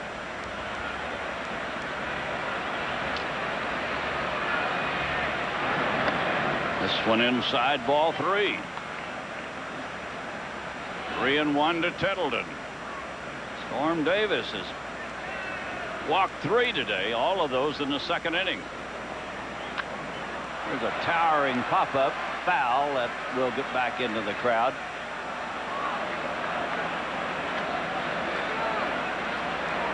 Eric Fox slipped up on everybody. The public address announcer just now giving it that Fox has gone to center field in place of Dave Henderson.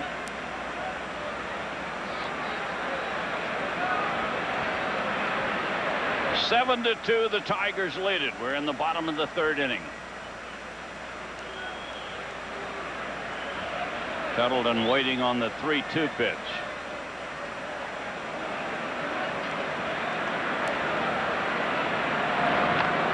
And he fouls this one away.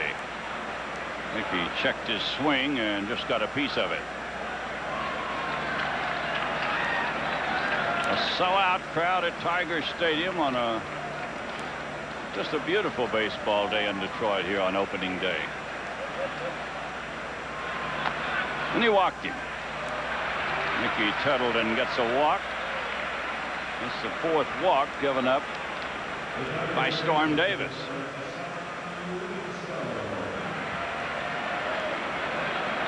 Three walks plus a very costly throwing error by Davis in the second inning. Cost him 2 runs. And that'll start action in the bullpen again. It looks like Mike Moeller up again. And the batter is Scott Livingstone. He takes a strike. Scott bounced it to the shortstop in the second inning.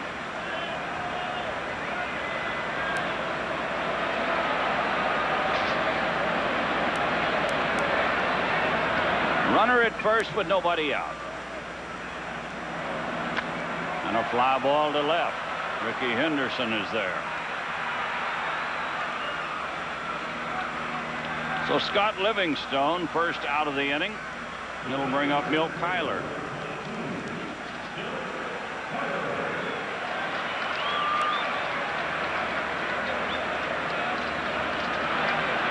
Milt Kyler, a bounce-out victim his first time.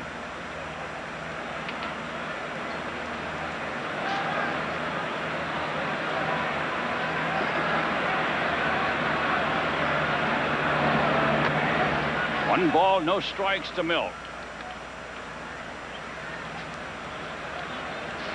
They shorten up on the infield for Kyler. Everybody's in a step or two, and third baseman is in 4 or 5 steps. Ball 2. Ball 2, no strikes. There's the defensive alignments. You can see everybody's in a little bit. Well, they don't want to walk Milt. He's not a strong hitter, so they're going to challenge him with a fastball. He has to be ready. Ball 3. 3-0 to Kyler. He didn't intend to go this way with Milt Kyler. Top of the batting order will follow Kyler.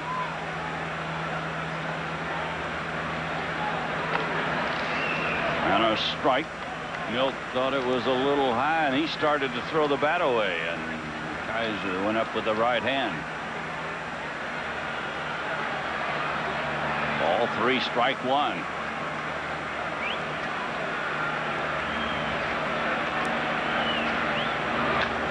And he fouls it away. We'll make it 3-2. He went to 3-2 on the leadoff man this inning. Tettleton walked him. Now it's 3-2 to Kyler.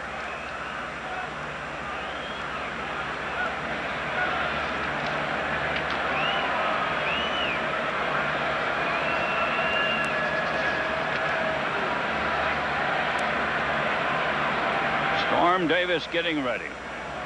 He walked him. No, Kyler gets a walk. 5 walks today, and that's going to bring Tony La Russa out. They want to make a pitching change. He said, I've seen enough of this. Bad enough that they're getting hits, but when you're wild and you don't give the fielders a chance to make the plays, he says, hey, those guys have got to play a lot of games out there, and you've got to throw strikes.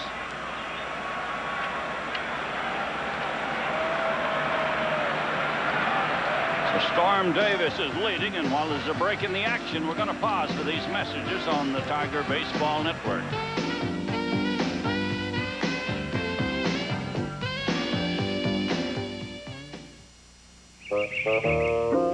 It has a powerful overhead valve engine, smooth 5-speed transmission, has the best resale value of any make, and comes with a 30-day money-back guarantee. The cost? Just $1,999. It's the John Deere 12.5 horsepower STX 38 lawn tractor at just $19.99. It's our lowest price ever. For years now, Mr. Krylon Spray Paint's been showing you how to get a professional finish. while I've been taken to the cleaners. Well, no more. Krylon's easy. Go play with your tarantula. I'll spray it here, the other leading brand there. Krylon's smooth, no runs, no drips, no airs, and dries to the touch in 12 minutes. 2 hours later, the other brand's tacky. Yo, Johnny, Hey, all right. have a seat. Yeah. How you doing? Good. I got to get back to my spray painting. Don't get any paint on you. For a fast, smooth, professional finish, get Krylon. The new pitcher is Mike Moeller. He's 24 years old, born in Dayton, Ohio, 6'2", 195 pounds, 42nd round draft pick of June 1989. This is his first year, first time ever in the major leagues. Last year he spent a 92 season at Huntsville, where he was 3-8 and had 3 saves on the year, appearing in 44 games. There's his record so far this year. Pitched 1 inning, gave up 3 hits, walked 2, and has 2 strikeouts.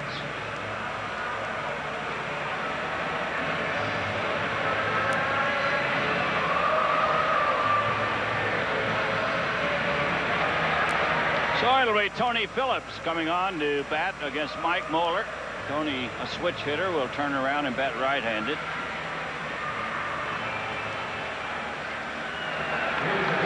Seven to 2, the Tigers lead it. They got 4 in the first, 3 in the second, and they threaten here in the 3rd inning.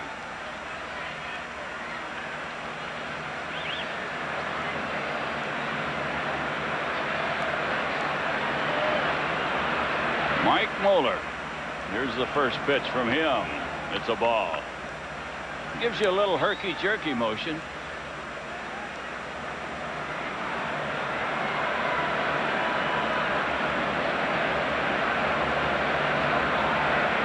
Tettleton, the runner at second. Kyler at first base.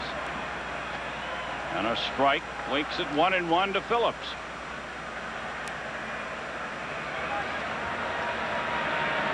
That's the way you like your base runners out there. You got your speed at first base, and an extra base hit could score both of them. This one low, and it's ball 2. Ball 2 and strike 1.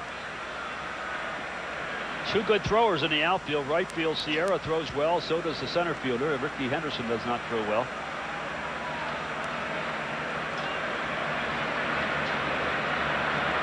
The 2-1 pitch to Tony, and he fouls it away. Boston 3 and Cleveland 1. They're in the bottom of the 4th inning. Mutis against Viola in that game. Seattle plays in Toronto tonight. Minnesota's in Chicago, and Baltimore's in Texas.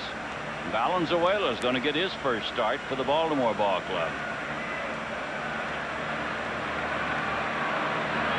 The 2-2 pitch to Tony. Ball 3.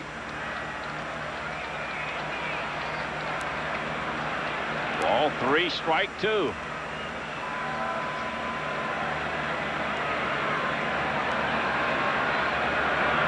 We'll see what the youngster does on a full count pitch. He gets ready. Everybody running, and Tony fouls it away. Well, you can do that with a guy like Tony Phillips, who has a great eye at the plate, puts the ball in play generally. You don't like to do that with someone who strikes out a lot. Run yourself right out of an inning.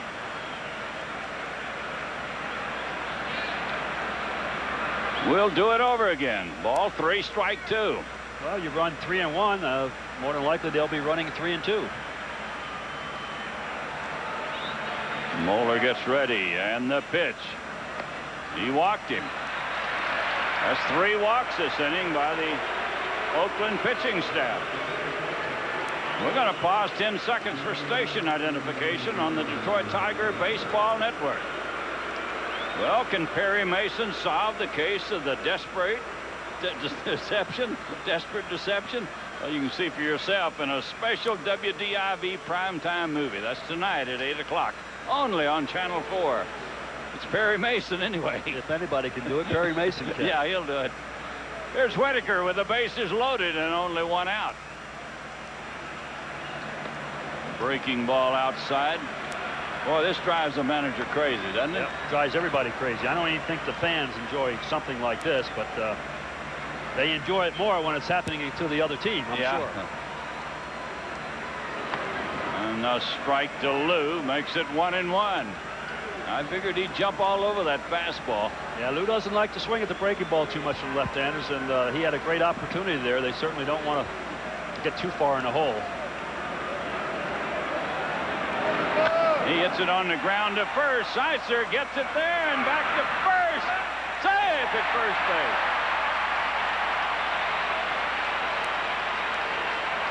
Lou beat the relay back to first, and that allows the run to score. Seitzer made a great play on that ground ball. He really did, and that was a close play at first base. Lou Whitaker hustling to get there. He thought the ball was going to be through. Tough play, makes a good throw. Pitcher has to cover, and this is a tough play for a pitcher. Oh, I tell you what, he could have been out. That is a close play. Hopefully we'll see a little better shot of that, but excellent play all the way around by everybody. We'll bring up Fryman, who's had 2 hits and 2 runs batted in today. Down low. 1 ball, no strikes to Fryman.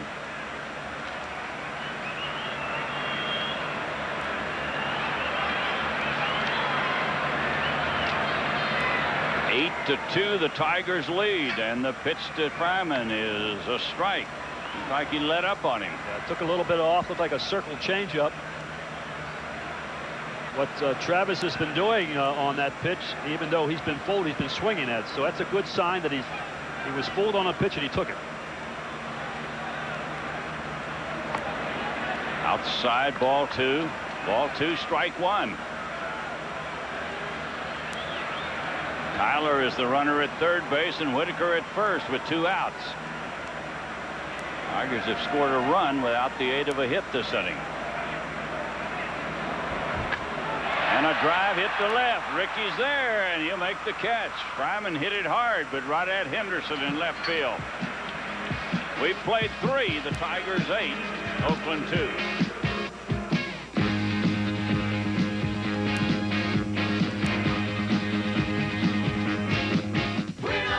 10 of the best-selling vehicles in Detroit are from Ford. Now get 6-9 financing or $1,000 cash back on Ford Aerostar.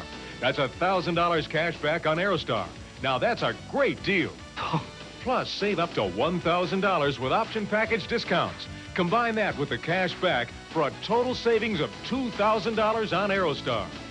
For price and quality, there's only one place to buy. Your Metro Detroit Ford dealers are #1 throughout the Tri-County area.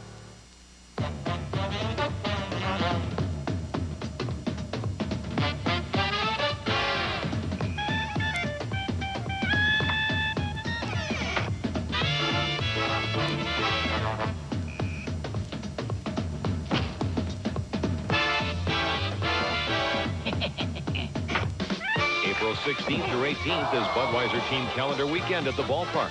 Call 25-TIGER for tickets. A deadly Nazi legacy brings Perry Mason to Paris in the case of a desperate deception. Tonight at 8, only on 4. Do you know what to do in case of fire? The Jacoby family of Ferndale did because they watched Channel 4. WDIV's Target for Action, Deadly Flames, took viewers live into a burning house to show you how to get out alive. Because we watched the program, we made it out alive. When fire swept their home, they knew what to do. This type of show makes a difference. This kind of show saves lives. Target for Action, another way Channel 4 is making a difference.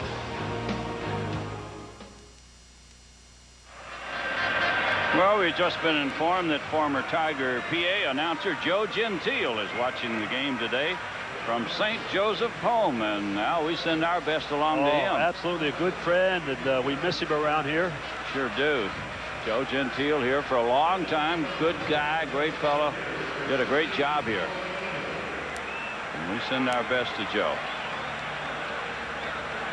It's going to be Troy Neal to lead it off in the 4th inning. He fly deep into center his first time up. Neal, Steinbach, and Seitzer. And the pitch is outside.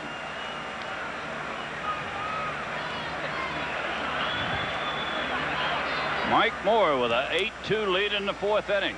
Got in a peck of trouble in the 3rd, but a double play ball helped him out after a couple of runs scored. Here's another fly ball to center. Way back goes Kyler. He's camped under it. Boy, that's a home run in a lot of ballparks. Get the wind blowing out. That could be very even dangerous here. Yeah. But the ball not carrying well. The wind blowing slightly. Not very much wind at all. Blowing a little bit towards the left field foul line. Terry Steinbach bounced to the shortstop. Back in the 2nd inning. Fryman made a good play on him.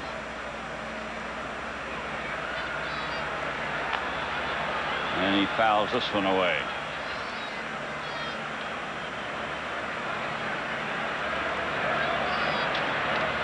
Over in the National League, Houston leads Montreal 2-0. They're playing in the 3rd inning.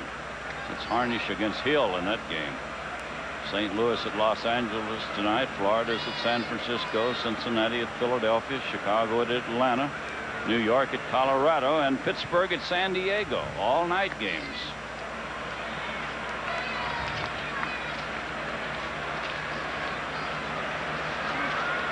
What's Cincinnati's record? They have, I'm looking for their... They're not very good. No, I was wondering because that, well, I tell you what, they have a good ball club. And, yeah, they're in last place in their division. Of course, it's early 2-5.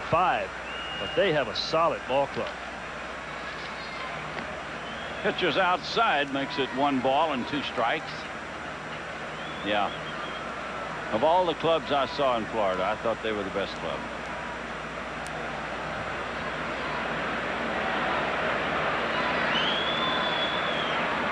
One and 2 to Terry Steinbach. He's batting with 1 out and nobody on. We'll make it 2-2.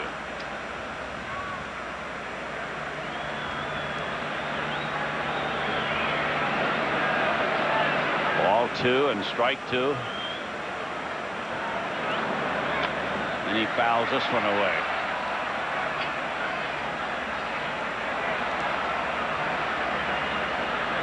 Mike Moore is not getting the ball exactly where he wants it today. He walked a couple in the 3rd inning, got that one up with 2 strikes on him.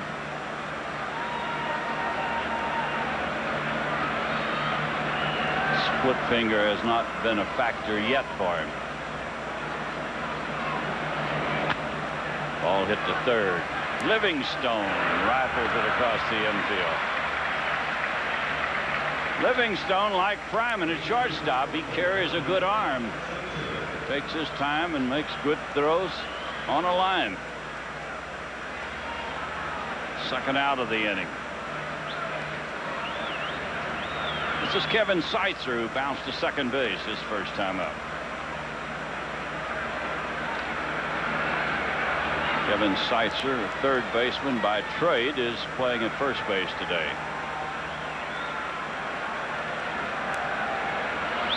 And he fouls it away. Well, this guy looked like he was going to go in the Hall of Fame after that rookie year he had in Kansas City. With 323, 15 runs batted, 15 home runs, 83 runs batted in. And did well there for the next 2 years, but then all of a sudden lost his pop. Lost it, yeah. He got some singles, but he just no extra base hits. And you can't explain it. You know he's got to be bigger and stronger. Here's one into right center field. Kyler calls for it, and he'll make the catch. We go to the bottom of the 4th. It's 8-2 Detroit.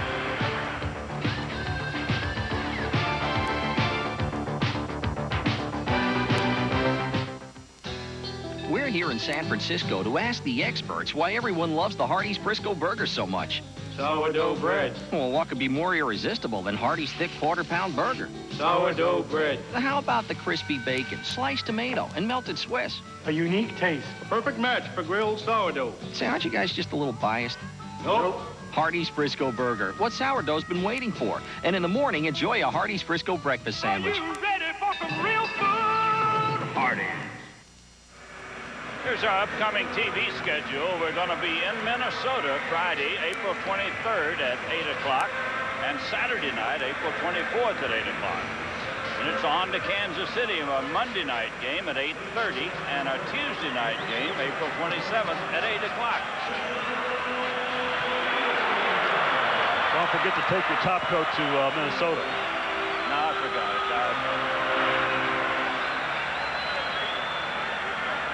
Could be a little chilly in Minneapolis. It will be. But not in the dome. Not in the dome, though, but you have outside. to get to it. Yeah. There's Cecil to lead off.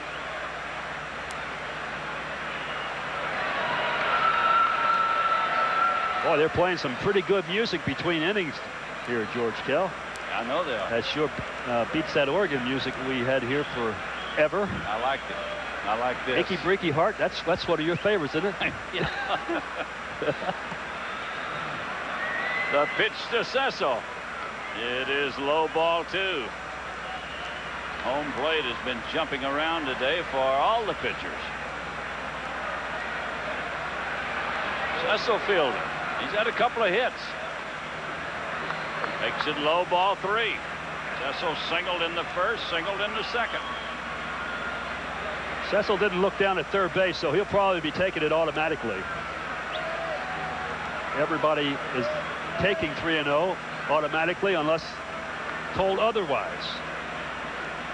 So when he doesn't look down to third base, that means he's going to take it on his own. Ball 3, strike 1.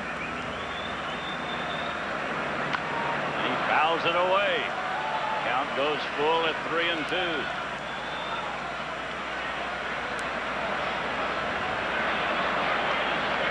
Very interesting to see if this youngster challenges Cecil 3-2. You'd think he would. He did 3-1. Here it is. He challenged him. Fastball, but he got it out over the plate. I think Huntsville, they're AA ball club, so Mr. Moyler able to make the jump from AA to the major leagues. Left-handers are always in demand. Yes. Yes. Cannot find enough of them. Here's another base hit for Cecil. He's 3 for 3 on this opening day.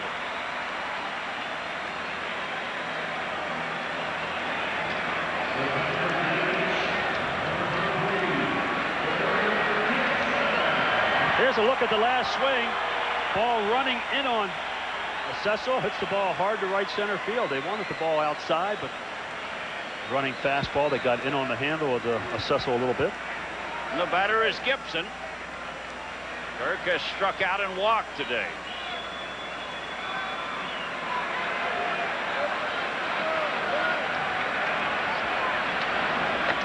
And he takes a strike from Moeller.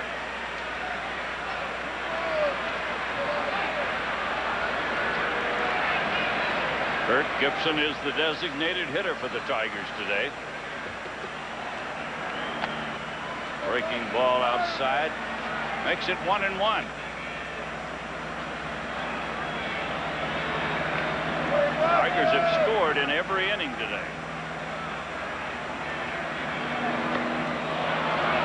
Yeah, he swung at it, says Ken Kaiser. Gibby saw that ball hanging inside and he said, oh, I'm going to swing at it, but it stayed too far in and he couldn't hold up. Thought the ball was going to break to the inner part of the plate, but it was inside. So it's 1-2 to Gibson. Oh, that was close. Ball 2 and strike 2. Moeller thought he had him. He said they called those strikes where I came from.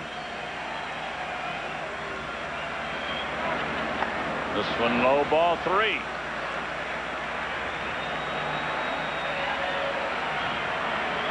Its Oakland pitching staff has been 3-2 all day. Rob Deere waits in the on-deck circle. And Gibson strikes out. So Gibson is the first out of the inning. And the batter will be Rob Deere.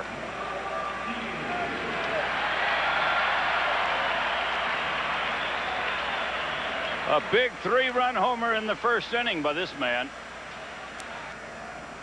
Got the Tigers off. They had a run in when he hit the 3-run homer, and they took an early 4-0 lead.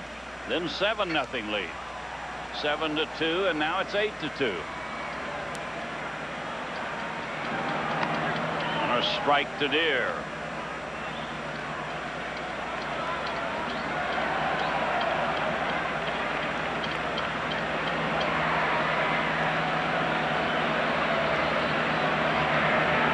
Tigers have 7 hits today. This one outside.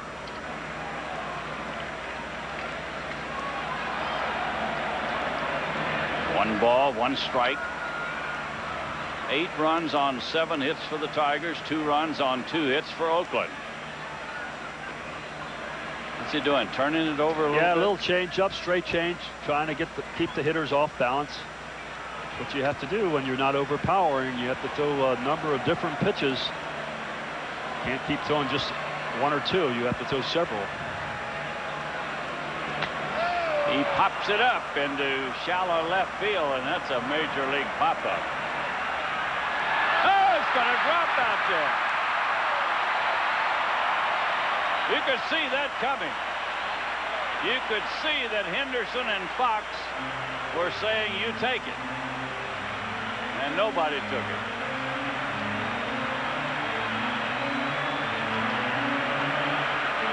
Now watch the 2 outfielders. Towering fly ball. It looked like a routine play for Ricky Henderson. He's there in plenty of time, but he sees him in the corner of his eye, and he says, oh, he must have called for it. And they both backed off. Well, there's no reason in the world why a ball like that should drop in. But it did. It's a base hit. Yeah, you have to score it a base hit. Cecil stops at second. And the batter is Tettleton, who will turn around and bat right-handed.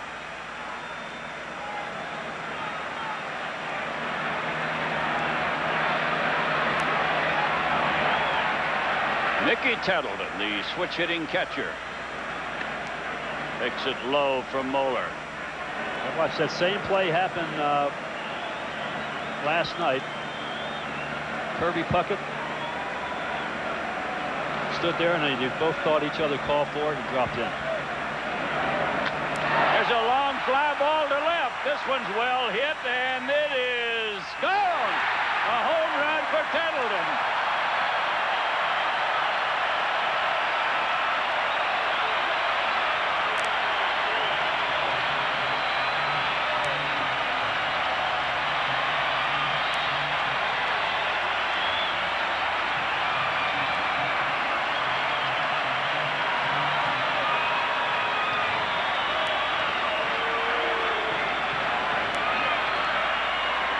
Well, Nicky Tettleton takes advantage of the mistake by the outfielders and gets this one. This is not one of the longer ones of Nicky, but certainly right down the line. Looks like it hit the foul pole. And a 3-run homer, his 2nd home run of the year. And it's 11-2. Tigers as Livingstone comes on. Somebody wrote the script for this day. Ballpark full. Tigers hitting home runs and base hits all over the place. And it's ball 2 and no strikes to Scott Livingstone. No strike makes it 2-1. That is 2 3-run homers the Tigers have today. Outside ball 3.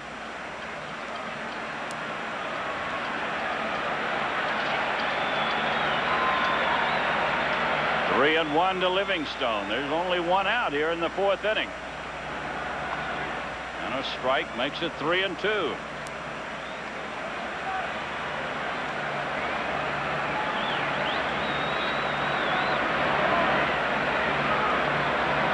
Ball 3, strike 2 to the Tiger third baseman. And he bounces it foul.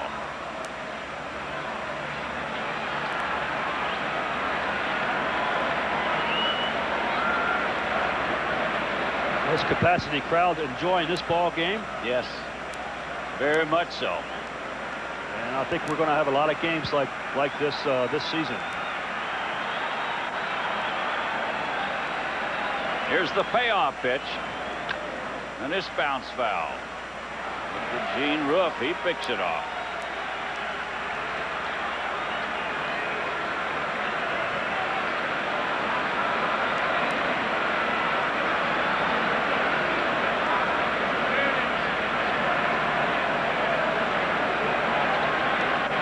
Ball 3 and strike 2. And he walked him. Livingstone gets a walk. And here comes Tony La Russa on the run. Well, I might be running the other way the way he's coming out there. Nobody throwing. There'll be no pitching change. Is that 7? I'd have to count 5, 6, 7.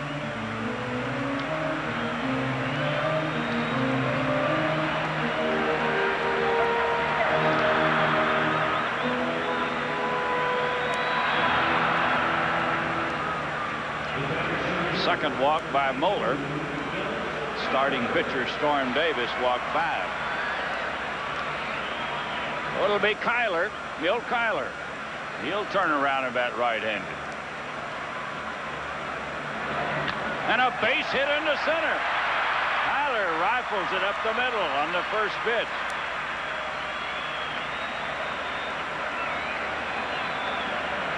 Milt Kyler with a solid base hit.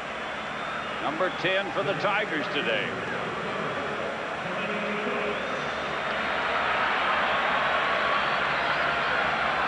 Well, it'd be great to see Milt Kyler get started. Looked like Rob Deere and Mickey Tettleton both starting to hit the ball, along with Travis Fryman. Got a couple base hits today, so get Milt Kyler going. There's no telling how many runs the Tigers can score.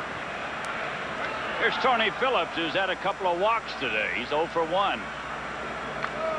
He fouls it back.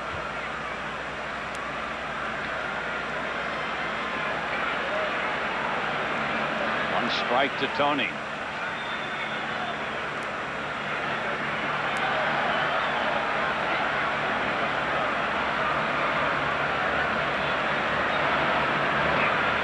Livingstone and Kyler are the base runners for the Tigers. Checks his swing, and it's 1-1.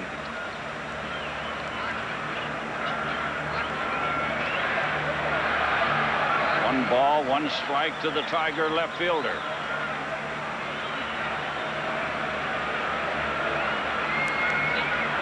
Moeller ready. Delivers low, ball 2. Ball 2 and strike 1. Hayes pitching today has given up 7 walks and 10 base hits.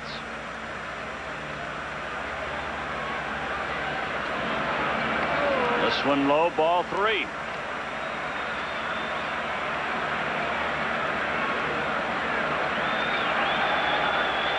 Three and 1 to Tony Phillips.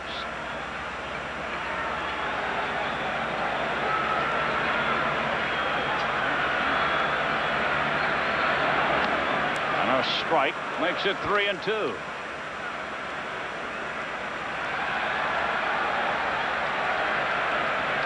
Let's see if they have him running. Ball 3, strike 2. They were not running, and he walked him.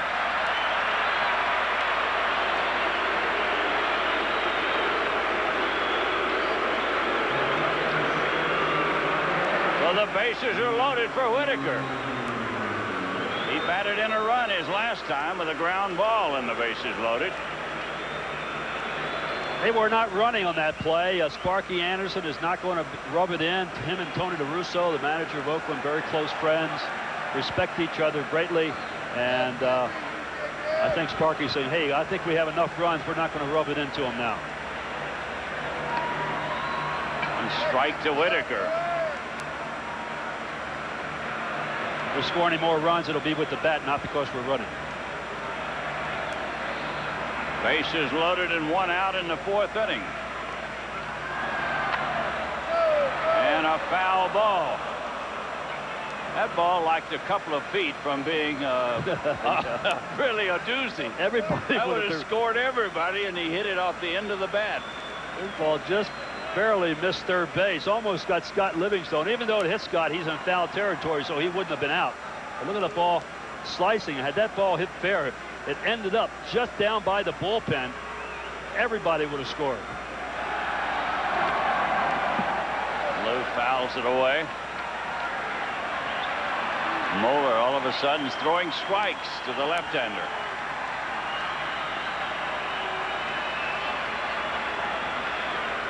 Bases loaded for Whitaker.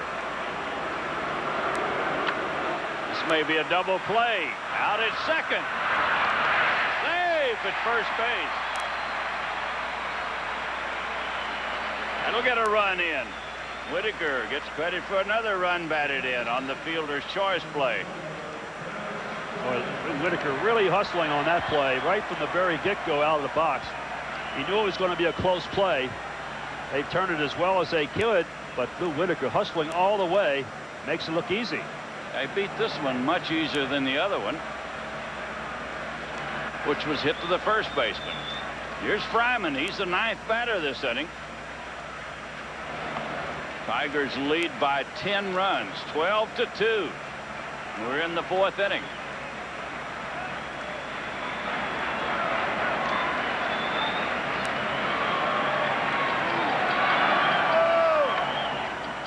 Pitches high ball 2 to Fryman.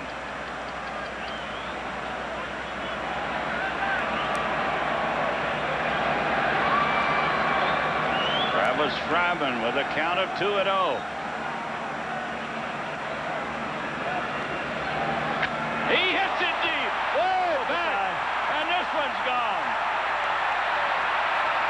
Another 3-run homer.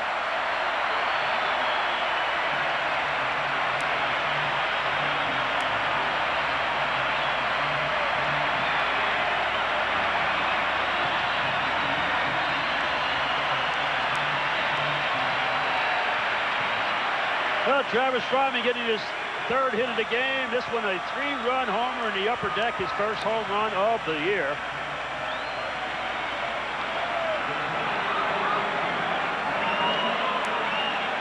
And no question about this one. A good swing put on it by Travis. And the ball lands in the upper deck. And Cecil Fielder will bat for the 2nd time this inning. He started this inning with a base hit.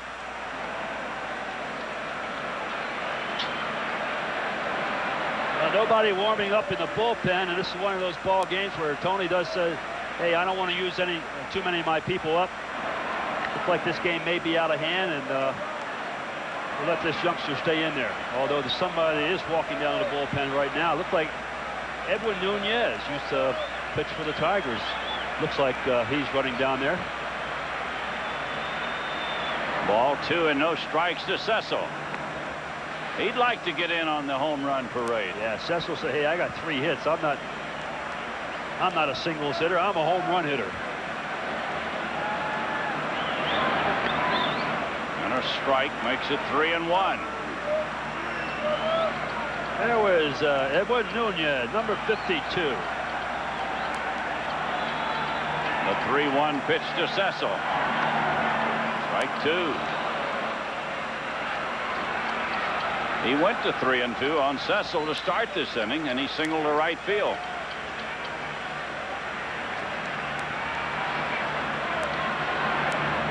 And another base hit for Cecil. He just reached out and got it. He has singled twice here in the 4th inning.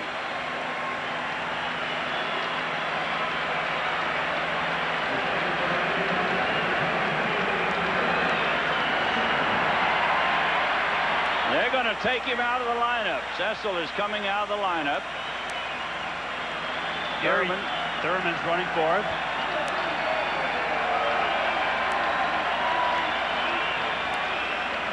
That means probably, I'm just anticipating here, Mickey Tettleson may move over to first base, and Chad Kruder might do the catching, but we'll wait and see. So it'll be Gibson with a runner at first and 2 outs.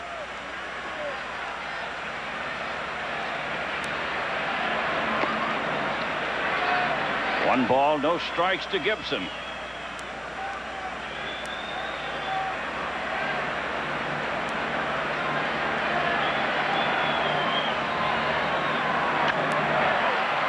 Gibby fouls it into the upper deck.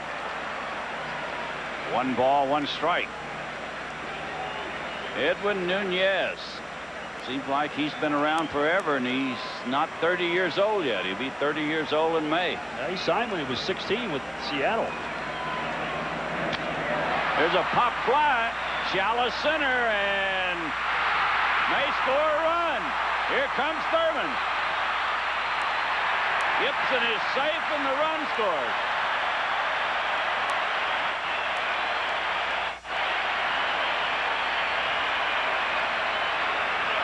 It'll be a 2-base hit for Gibson.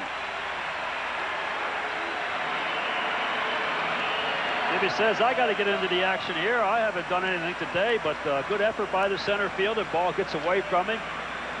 Thurman pinch running for Cecil Fielder, scores all the way from first base. Now right there, if Gibson's out, the run does not score. You see Thurman just coming across the plate.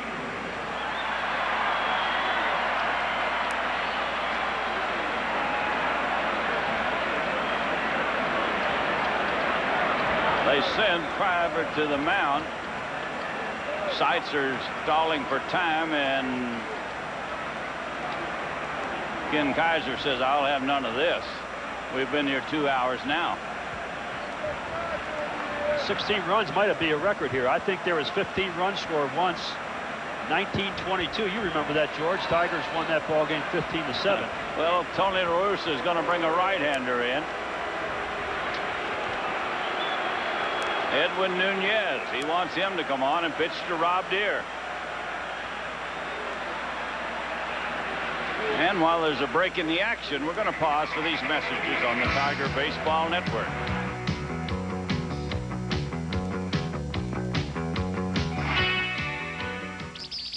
The John Deere 14PZ walk-behind mower has a 5-horse engine that breezes through thick grass.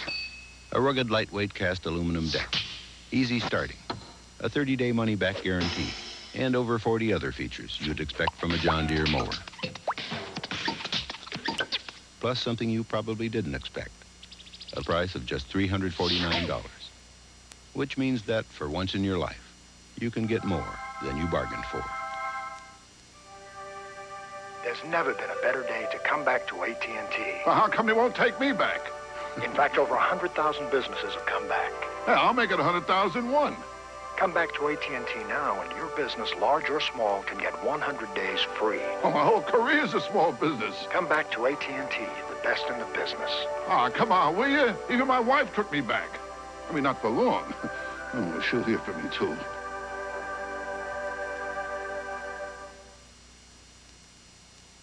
You make your plans now to be at the ballpark this weekend when the Tigers host the Seattle Mariners.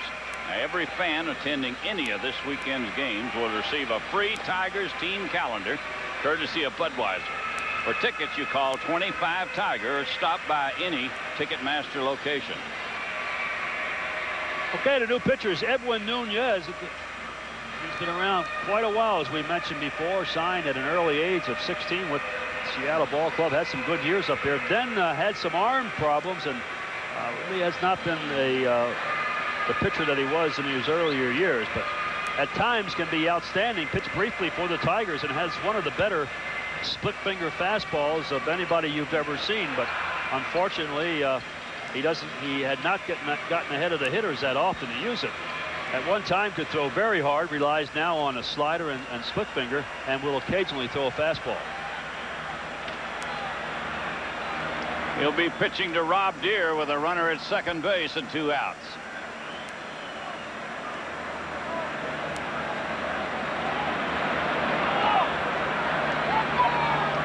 Kaiser's called a balk, I think. Now let's see what he's wanting to do. Yeah, he's called a balk. He's telling Gibson to go over to third base. Now here comes La Russa. He says, hey, I've seen everything, but you cannot protest a balk. Sorry, it's like a called strike. La Russa was going to come out and ask what happened, and you see they're not very happy. Watch it. That's the way I broke my finger doing that. Here's a breaking ball for a strike. Tony cannot be very happy. This game is being telecast back to the Bay Area. No. This is a good ball club here, but the pitching is questionable. They're going to score some runs. They have a pretty good lineup, but they lost Dave Stewart, and they're relying on Welch being their #1 pitcher. Lost Mike Moore. Mike Moore, for the 2 pretty good pitchers they've lost out of their rotation. It's strike 2 to Deere with a runner at third base.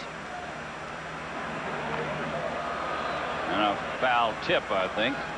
He tried to get out of the way, and looked like the ball hit his bat.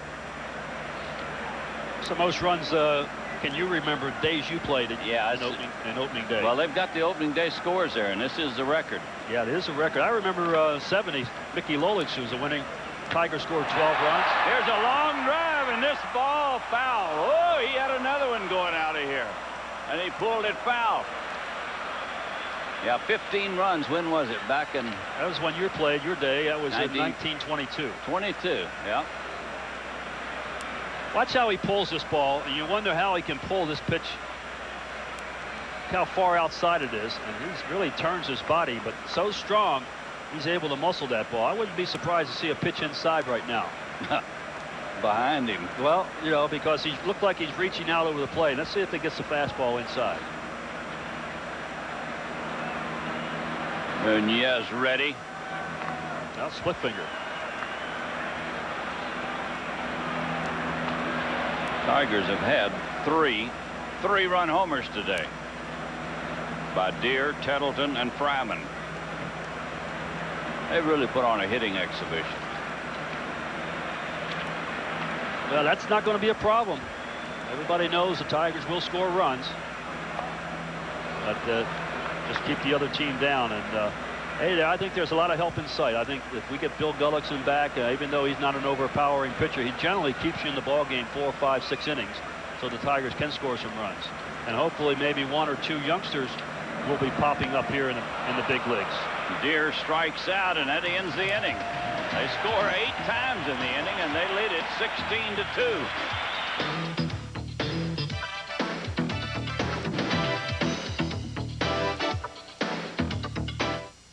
Dangerfield's AT&T on line 2. Oh, really? Well, you finally came around. You're taking me back. Yeah, that's Dangerfield with a D. No, that's Rodney, not Basil. Basil? I mean, who the heck is Basil Dangerfield? Oh, wait, don't hang up. Come back to AT&T now, and your business can get 100 days free. You can call me Roberto. Just take me back. Or you can even call me Roberta. Come back to AT&T, the best in the business. Why is Henry Ford Village becoming Michigan's most popular life care retirement community? I think the apartments, from what I've seen on the floor plans, seem to be quite nice and adequate. During the wintertime, it should be great. We don't have to get out in the snow and that if that's not necessary. We can walk from one place to the other without going outside. In the future, if I need any kind of care, it is available. Call Henry Ford Village today for your free brochure. For 1993, Fleer Ultra Baseball has even more gold foil stamping, dramatically improved backs, and new Ultra Hot limited edition subsets. 93 Fleer Ultra. Proof you still can't buy a better baseball card. Well, you'll want to be at the ballpark this Friday night when the Tigers host the Mariners. Now, following the game will be the first ever post-game fireworks laser show, sponsored by Coca-Cola. For tickets, you call 25-TIGER, or you can stop by any Ticketmaster location. Okay, a lot of changes here now in the Tigers on a romp. There's Mickey Tettleton at first base, replacing Cecil Fielder. Chad Kruder is behind the plate.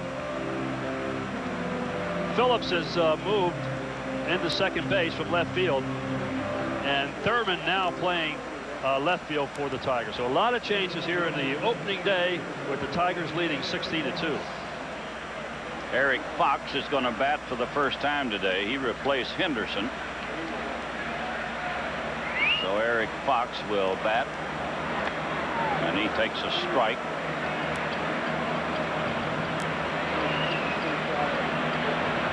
Only in the third inning has Moore experienced any troubles. He got the side out in order the first, the second inning. Gave up 2 runs in the third and got them out in order in the 4th inning. And a strike 2 to Eric Fox. That'll make it 1 ball and 2 strikes. 16-2, the Tigers lead it in the 5th inning.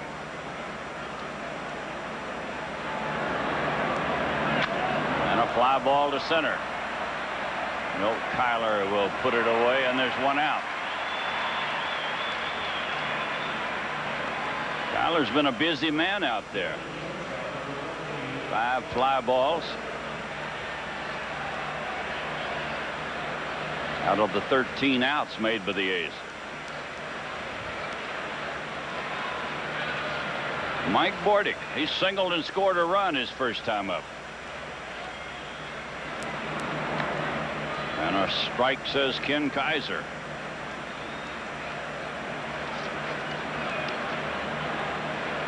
Mike Bordick takes another strike. This one on the outside corner. But quickly it's strike 2.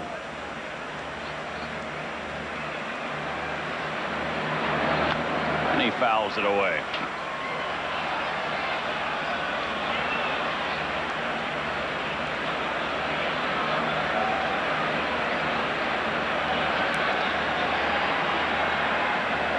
Mike Moore is ready, and the pitch.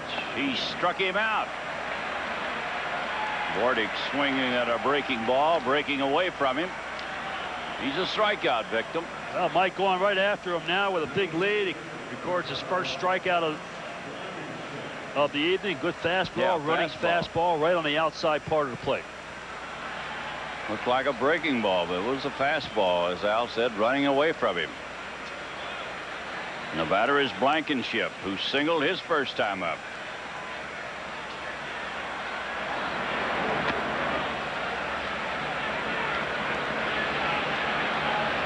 One ball, no strikes.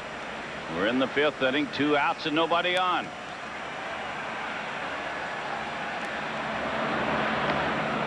Outside ball 2.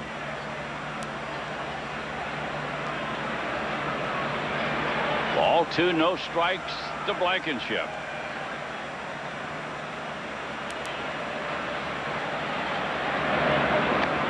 Right down the middle with a fastball.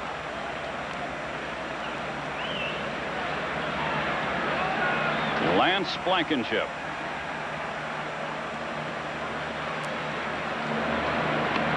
Takes it inside, ball 3. Ball 3, strike 1.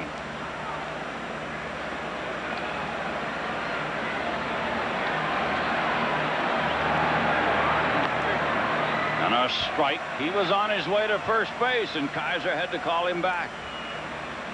Makes it 3-2 to Blankenship.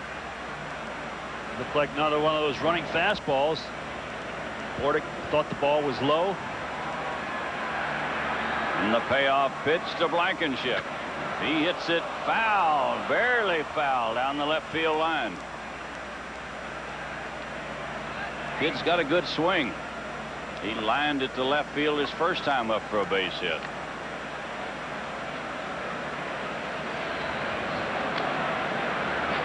This kid was an outstanding player for the University of California. In fact, he's the first person ever to be named to the Pacific Coast Conference baseball team, all-star team, 4 straight years. So good college player. He bounces to third where Livingstone fires it across the infield in time. And another 1-2-3 inning. We go to the bottom of the 5th. 16-2, the Tigers lead it.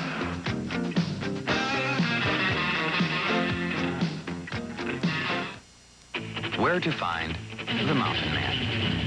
A mountain man can often be found on the trail of adventure, in search of remote watering holes, or weathering harsh climates. Most often, however, you'll find the mountain man wherever you find smooth bush beer or easy drinking bush light. So, head for the mountains and find yourself in the wide, open world of the mountain man. Dear big, big cheese. My dream is to eat a Little Caesar's big, big cheese with you.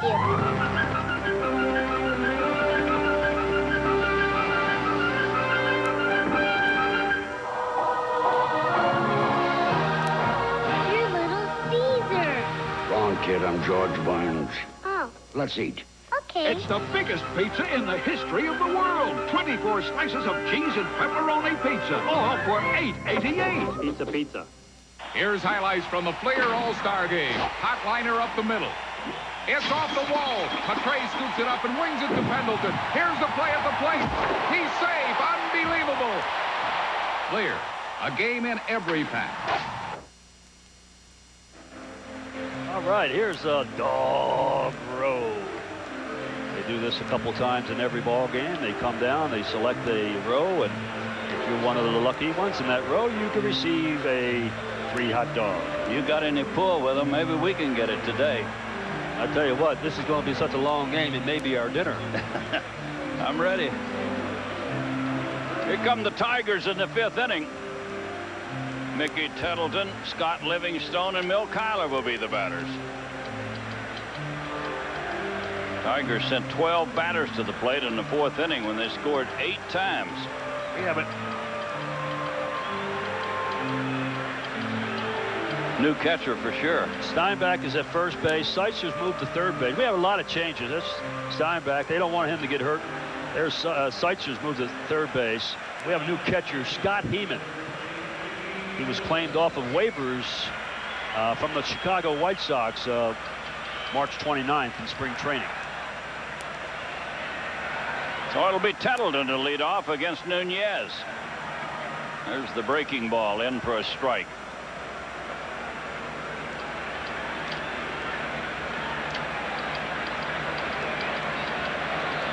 One strike to Mickey Tettleton, and he has a big swing at his strike two.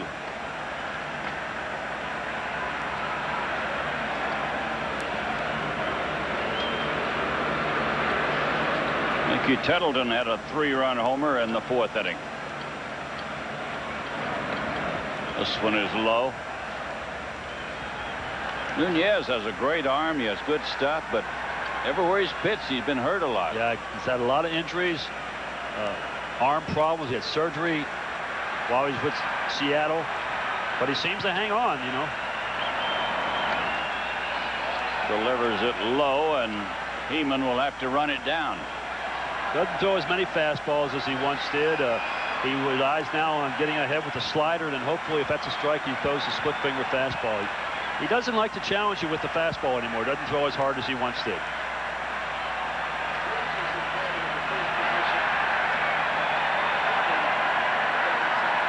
It's ball 2 and strike 2. This is going to be foul and get back into the crowd. Tigers have scored in every inning. They got 4 in the 1st, 3 in the 2nd, 1 in the 3rd, and 8 in the 4th inning.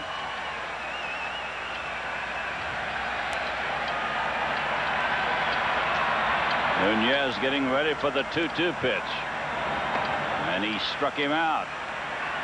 Mickey Tettleton strikes out, leading off here in the 5th inning.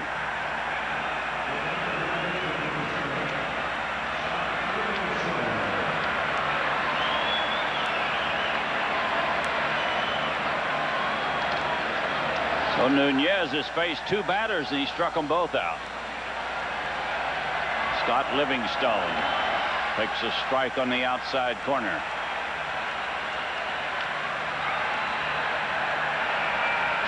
One strike to the Tiger third baseman.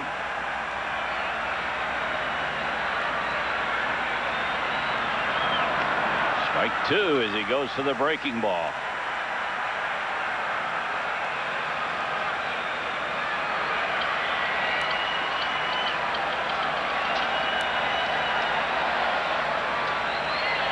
Nunez ready, and the pitch is high and inside. Well, our records from Dan Ewald's office goes back to 1901, and this is the most runs scored by Tiger team on opening day. Right up the middle, and a base hit for Scott Livingstone. He was behind with a 2-strike count, and he fought back and singled to center. Well, Scott gets into the action. The only regular player starting this game that has not gotten a base hit is Tony Phillips. He has 3 walks. Milt Kyler. He had a single his last time up. He's single batting right-handed. He'll turn around and bat left-handed against Nunez.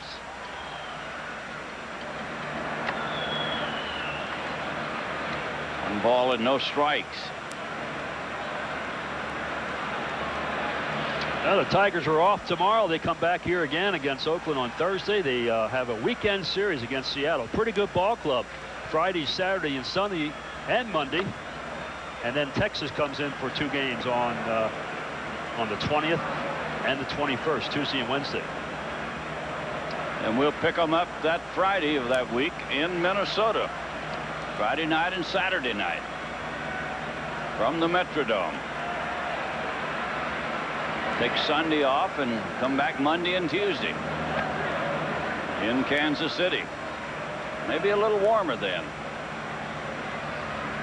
Maybe a little warmer in Kansas City.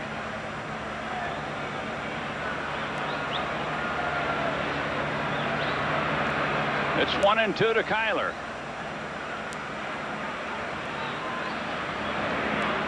Checks his swing. And the count stays 2-2.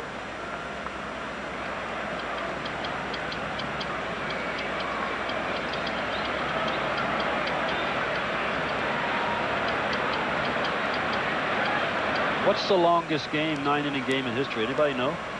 No, but I'll tell you after this one's over.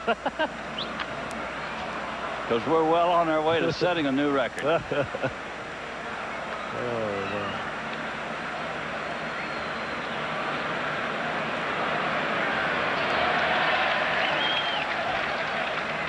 Ball 2 and strike 2 to Kyler. He's batting with a runner at first base and 1 out in the 5th inning. Nunez is ready. And a fly to center. Eric Fox is there to put this one away. Well, Kyler is out. 2nd out of the inning, and the batter will be Tony Phillips. He hasn't had a hit today, but he's walked 3 times.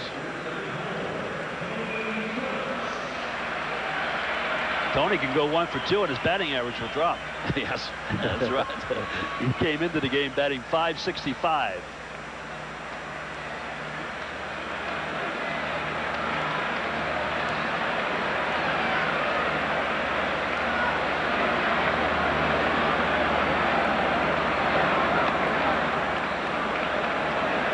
Outside to Tony.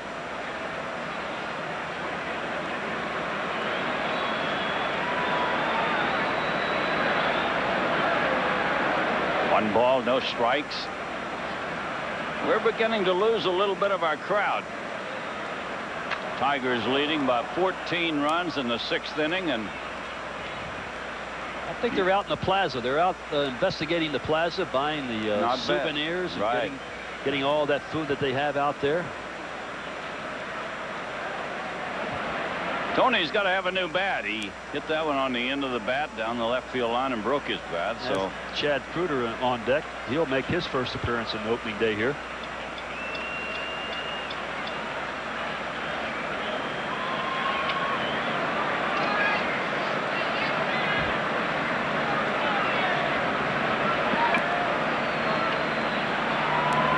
The 1-1 pitch to Tony. And a fly ball to center. Eric Fox on the run. He's got it. Tony hit it well into left center, and Eric Fox ran it down. We've played 5, 16-2 Tigers.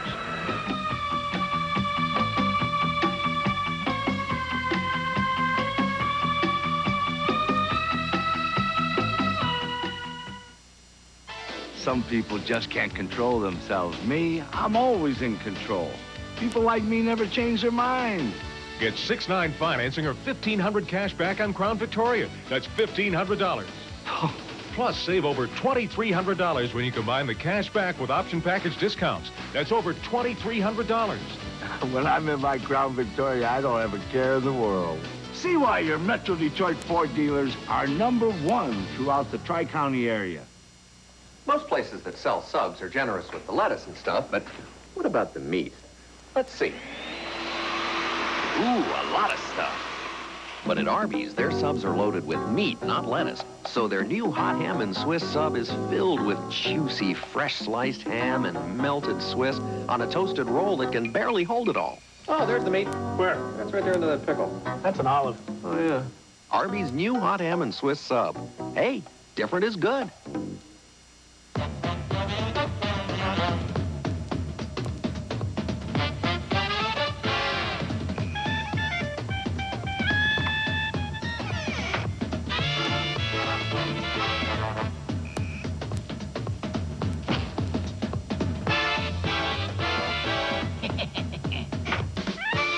April 15th is Ernie Harwell Cassette Day at Tiger Stadium. Call 25-TIGER for tickets. Ex-husbands who won't leave. It's time to clean house. Get rid of them. On the next Jane Whitney Show. See for yourself tomorrow morning at 11 only on 4. It's going to be the top of the batting order for the Oakland Ball Club here in the 6th inning. They've touched Mike Moore for 2 runs. That was in the 3rd inning. Every other inning, they have gone out 1, 2, 3. So it's going to be Scott Brocious leading off here in the 6th inning. He's batting in place of Ricky Henderson.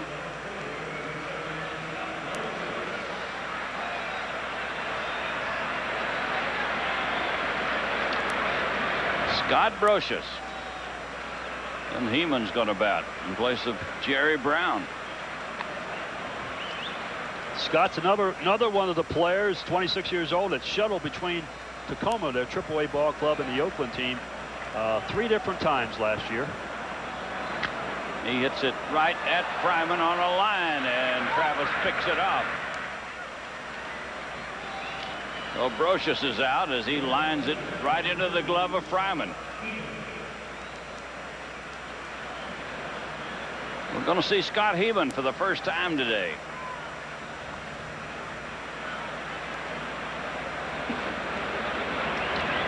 Is his father still working in baseball? I don't know. I don't know his father. Was with Chicago, and I think he went to Baltimore. Heeman's father? Yeah.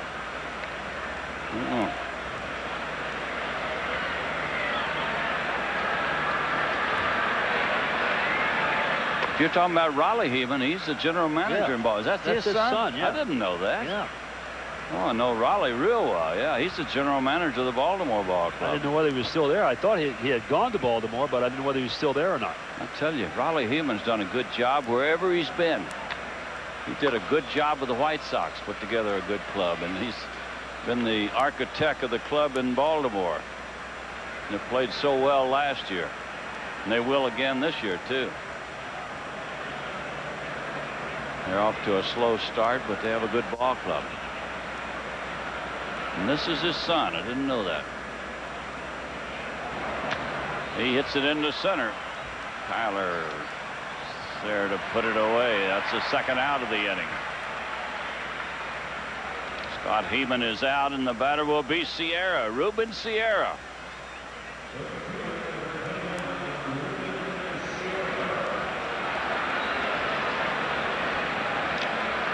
Ruben is 0 for 2 today. He's flied to center, and he's bounced it to Whitaker.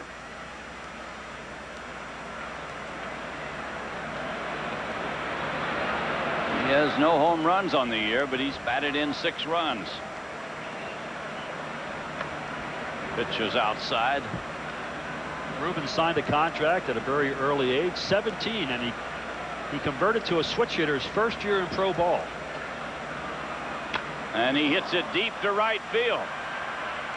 Going over his deer, and he couldn't get it. It was foul, and he was trying to make a sliding catch across the line. That would have been a whale of a play by Rob Deere. Ball looked like it was going to go a lot further. Looked like he might have gotten the ball on the handle of the bat, and the wind is blowing in from right field. Take a look at the big swing. Tremendous power in this guy. Looked like he might have got it on the handle of the bat. Looked like when he hit it was going to be a home run. He thought so. And then the ball just makes it down to In the old days, when I first came, he would have ran into the seats down there. Yeah, it came right down, didn't it? Right down the line. Only they called K-Line's Corner. They took out about 3 box seats down there. That I used to made it a little safer. That I used to run into all the time. Oh, sure. Absolutely. Ball 2 and strike 1 to Sierra. And the pitch from Moore. He hits it hard right at Tettleton. He's going to make the play unassisted. Good play by Tettleton, who just blocked the ball toward the bag and stepped on first base. Still 16-2 Tigers.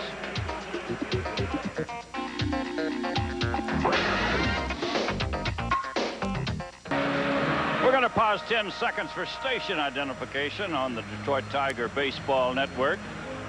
Well, the news beat at 5, honored by the Associated Press as Detroit's best newscast and best in general excellence.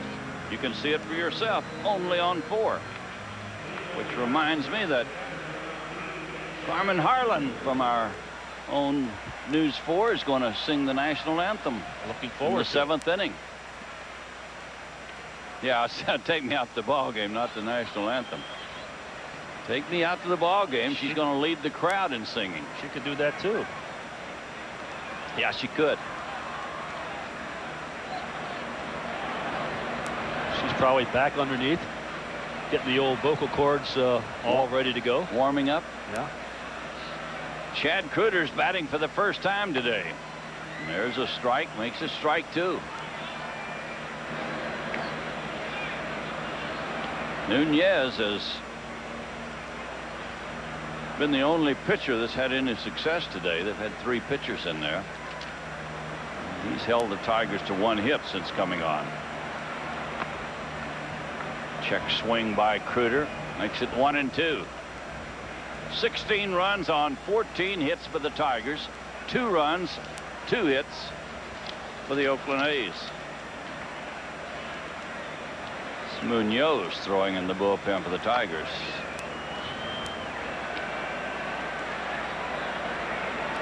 Ball 2 and strike 2 to Chad Kruder. Yeah, Joe Baber warming up in the bullpen for Oakland.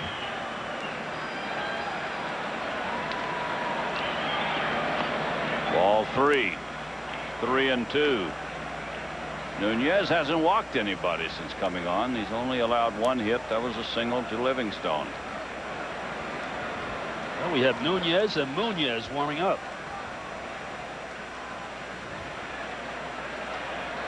Ball 3, strike 2 to Chad Kruder. And a fly ball into left. Ball well hit, but going to be caught, I think. No, it's off the wall. Kruder holds at second with a double. Brocious got a little tentative out there once he hit the warning track, and ball landed on the wall behind him. Ball carrying pretty well here at Tiger Stadium, obviously for Detroit anyhow. This ball not really looked like did he get everything behind it, but the ball carried, and once you get on the warning track you sort of hesitate. Ball about hit halfway up. Here's Fryman. He's had a big day. 3-run homer, 2 singles. He's batted in 5. They got him out 1 time, and that was a line drive right straight at Henderson in left field. This is an opening day that he will remember for a long time. Yeah, he's got to remember it. That breaking ball started at third base and came back over the plate. Strike 2 to Travis Fryman.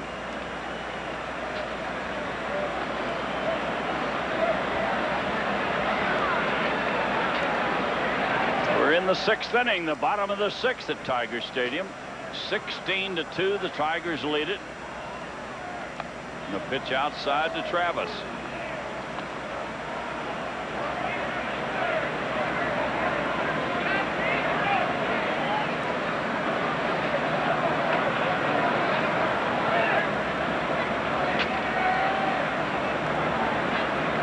Ball, 2 strikes. Runner at second base and nobody out.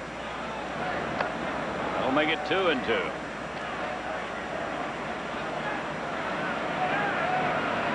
Ball 2 and strike 2 to Fryman.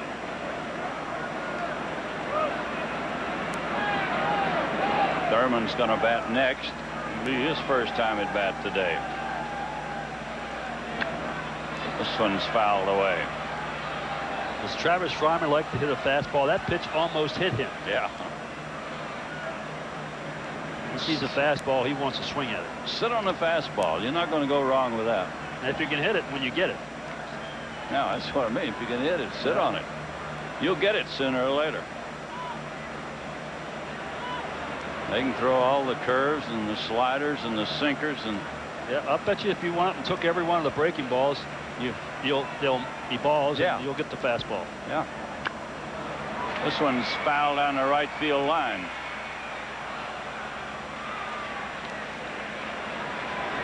Travis just made a defensive swing against the breaking ball, fouled it off.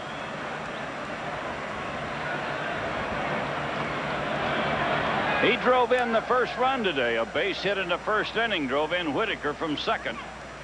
Then Rob Deere put the icing on the cake in the first inning with a 3-run homer.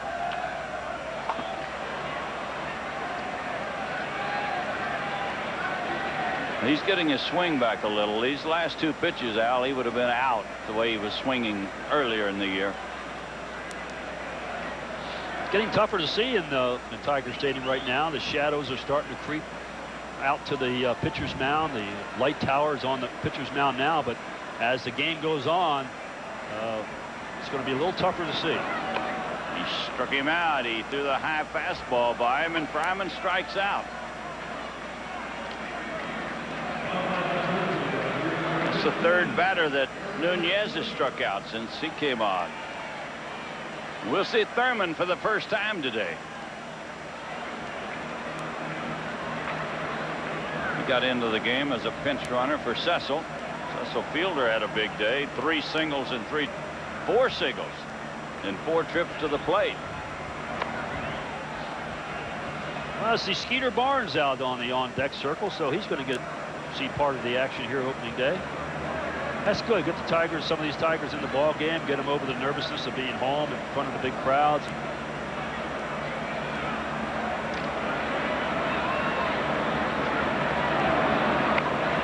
Gary Thurman with a big rip at it, and it's 1 ball, 1 strike. It's going to be a lot of fun at the old ballpark this summer. Ballpark has been spruced up. Tiger Plaza put in. Most beautiful place you'll want to look at. Tigers are going to make a lot of runs, and it's going to be a fine, fun place to be.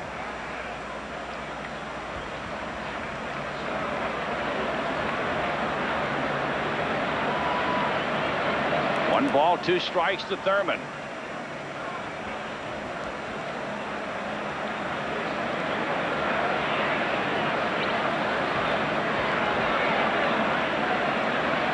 Nunez is ready. And a foul ball again into the crowd. Still 1-2.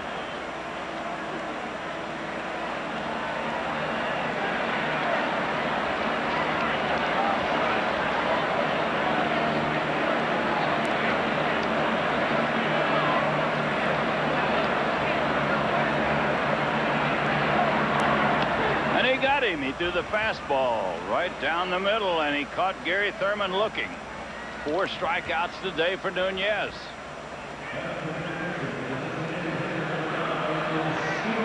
Skeeter Barnes will bat for the first time.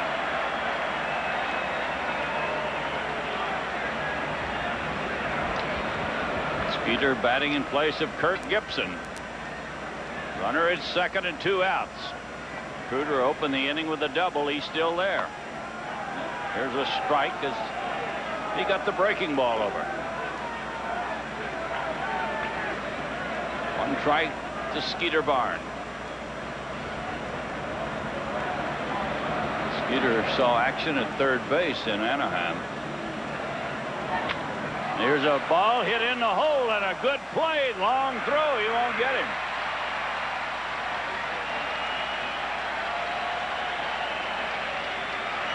Skeeter Barnes made a bid to drive in the run. Bordick with a diving stop at shortstop, then throwing from his knees, could not get him.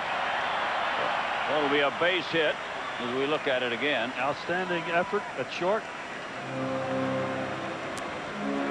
Skeeter Barnes gets a base hit. And Cruder moves to third base. Rob Deere's the batter. He's had a home run and a single. Rob Deere has come to the plate with a lot of people on base today. Yes, he has. He had a big swing at a fastball.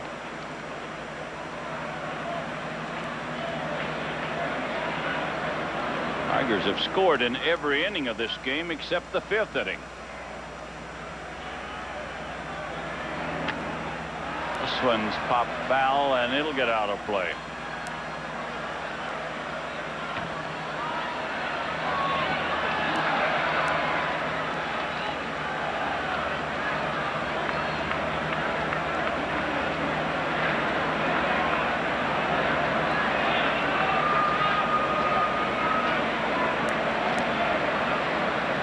Cruder is the runner at third.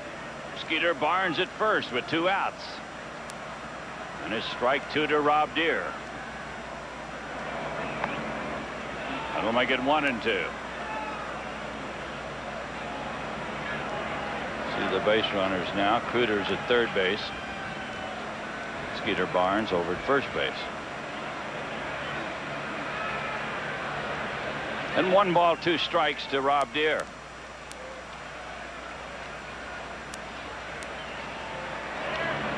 He struck him out with a fastball. 5 strikeouts for Nunez. We've played 6, and it's 16-2.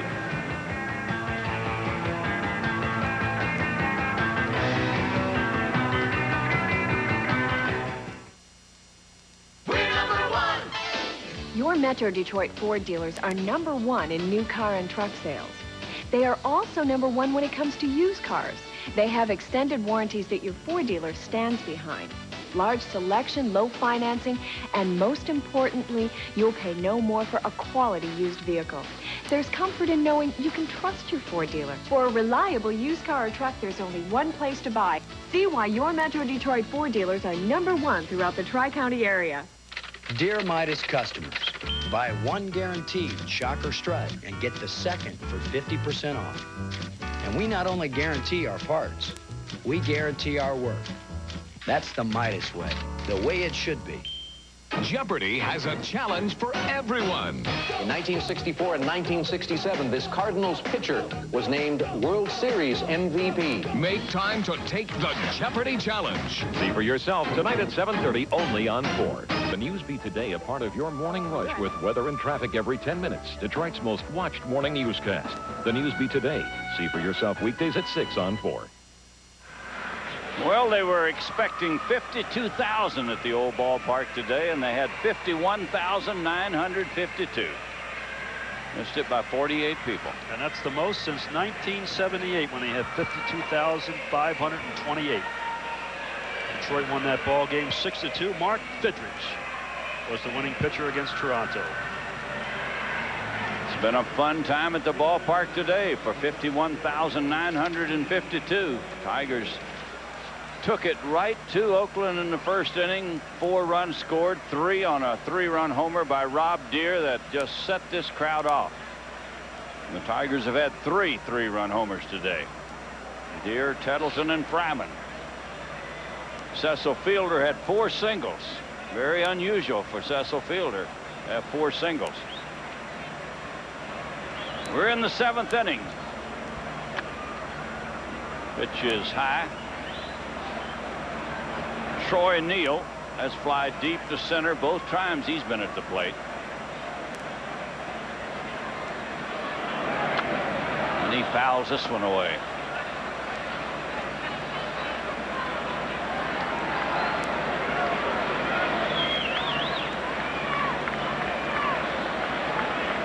One ball, 1 strike to the leadoff man here in the 7th inning. He'll be followed by Terry Steinbeck. And a strike. Got the outside part of the plate, says Ken Kaiser. And it's 1-2. 1 ball, 2 strikes. And another fly ball to center. Troy Neal has gone out there 3 times, and Kyler pulls this one in. And the batter will be Terry Steinbach, who started behind the plate and is now playing at first base. Neal looked like he might ought to play in Boston. Short center field, hit the ball to left field up against that wall.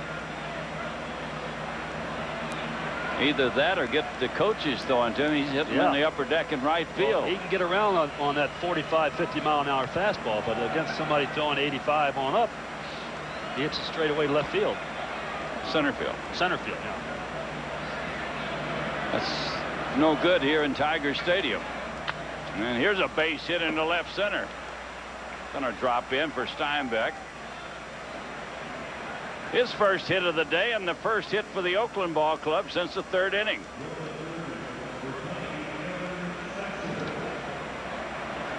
A single by Steinbeck.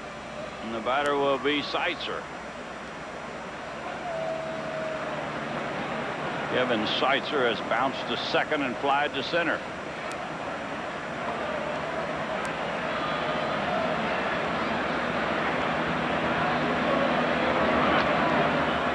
Strike on the outside corner.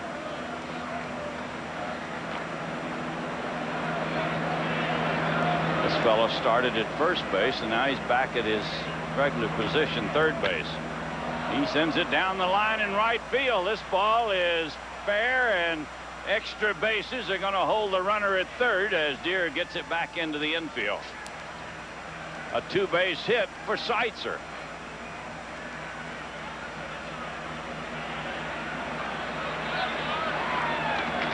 So the A's put him at second and third with only 1 out.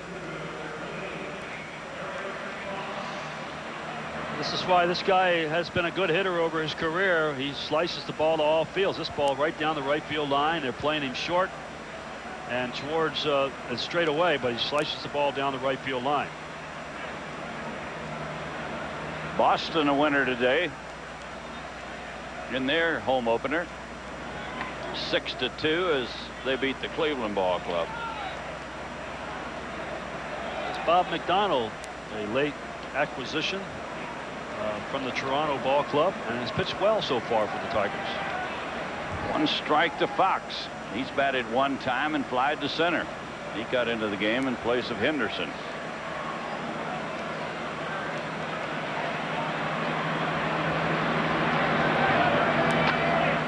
That'll make it 1-1. 1 ball, 1 strike. Steinbach's at third base.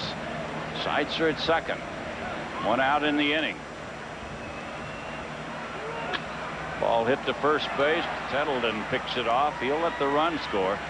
Tigers are looking for outs right now. Ball hit well by Fox, right at Tettleton. So there's 2 outs, 16-3, and on to third went Seitzer. And a run batted in for Fox.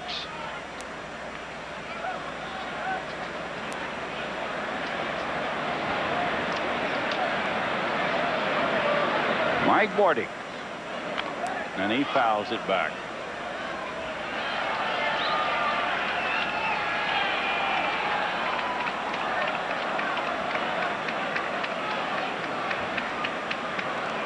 Mike Bordick, a single, scored a run and struck out in this game. Batting with a runner at third and 2 outs. It's low. 1 ball, 1 strike.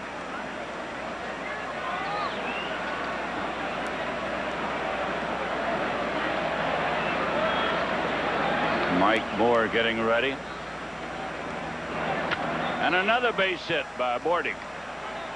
He drives it into center, and in to score comes Seitzer, and it's now 16-4. Tigers in front. We're going to have a new pitcher for Oakland, and we may have a new pitcher for the Tigers in the 8th inning. All Mike's trying to do is now is get ahead of the hitter and throw strikes. He's relying mostly on his fastball right now, and that's why the athletics are starting to get a few more hits. He is not gone to a split finger. All he wants to do is throw fastballs and hope they hit the ball at somebody. And it's one strike to Blankenship. This young man's had a hit today.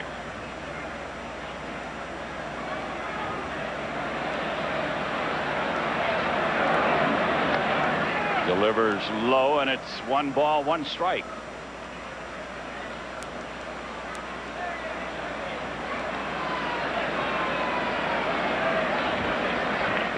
Mike Moore is ready, and the pitch.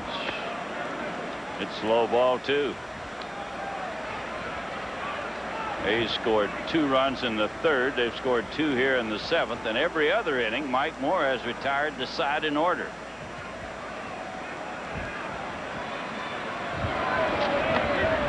A strike. He got it over the inside part of the plate.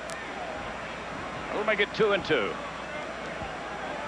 Ball 2 and strike 2 to Blankenship.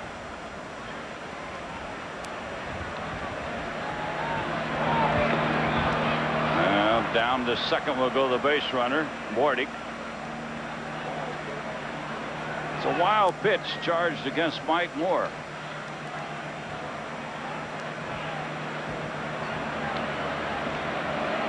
And he's gone to 3-2.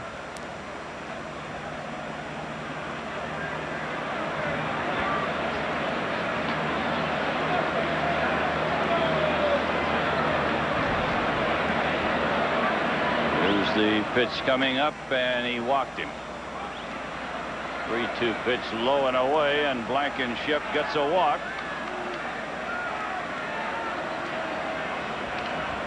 And Scott Brocious will bat. He batted in the 6th inning and lined it right straight into the glove of Sparky.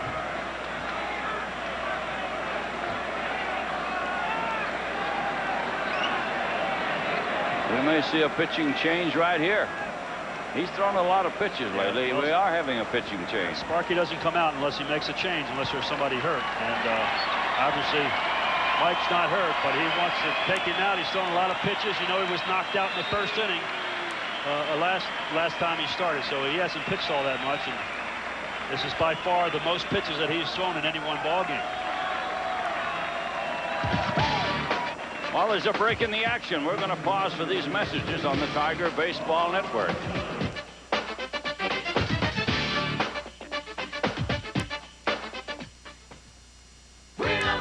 10 of the best-selling vehicles in Detroit are from Ford. Now get 6-9 financing or $1,000 cash back on Ford Aerostar.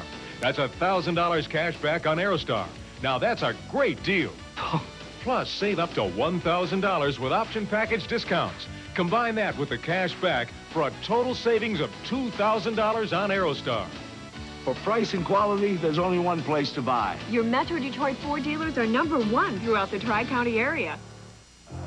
The U.S. Postal Service will pick up 1 or 100 or 1,000 priority mail and express mail packages for just $4.50. That's per pickup, not per package. And we'll even pick up heavy ones. You'll get express mail next day and 2-day priority mail delivery at some of the lowest prices around. So call for a pickup. It's like getting a moving van for $4.50. We deliver for you. What a new pitcher for the Tigers. Bob McDonald, he was purchased from the Toronto Blue Jays on March the 30th while the Tigers were in spring training. Harris's record has done very well. He has appeared in 2 games and has not allowed an earned run. And he has pitched an inning in 2/3, has 1 strikeout, hasn't walked anybody. Herky-jerky type of a pitcher, and of course a left-hander. He was purchased for the reason that he's able to get left-handers out. He gives you a lot of motion, and he has a good breaking ball, can throw it for strikes. But he will be used mostly coming out of the bullpen to get a tough left-handed batter out.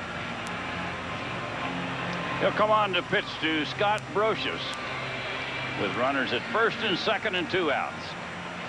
Brocious has batted 1 time in this game, and he lined it right into the glove of Fryman at shortstop. And the first pitch from McDonald. It's a ball.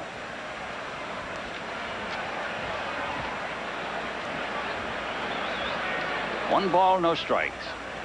16-4, the Tigers led it. We're in the 7th inning.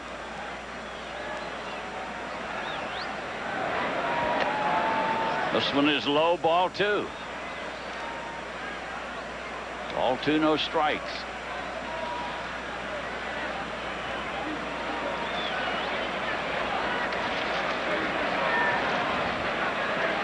McDonald is ready.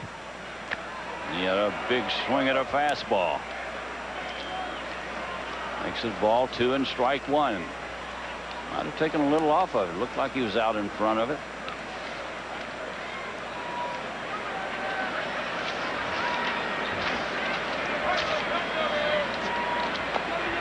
And a strike. Got the inside part of the plate. That'll make it 2-2. Ball 2 and strike 2. And Brocious doesn't like it, and Kaiser doesn't like it. Doesn't like what Brocious is saying to him.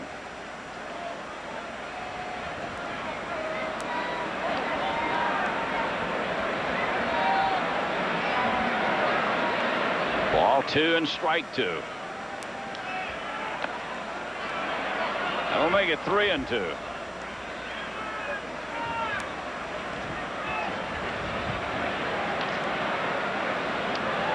Ball 3, strike 2 to the Oakland left fielder. He'll be running on this pitch. And a line drive into left that's going to be caught by Gary Thurman. He hit it hard, and it kept carrying right into the glove of Thurman. We go to the bottom of the 7th, 16-4. The Tigers lead it.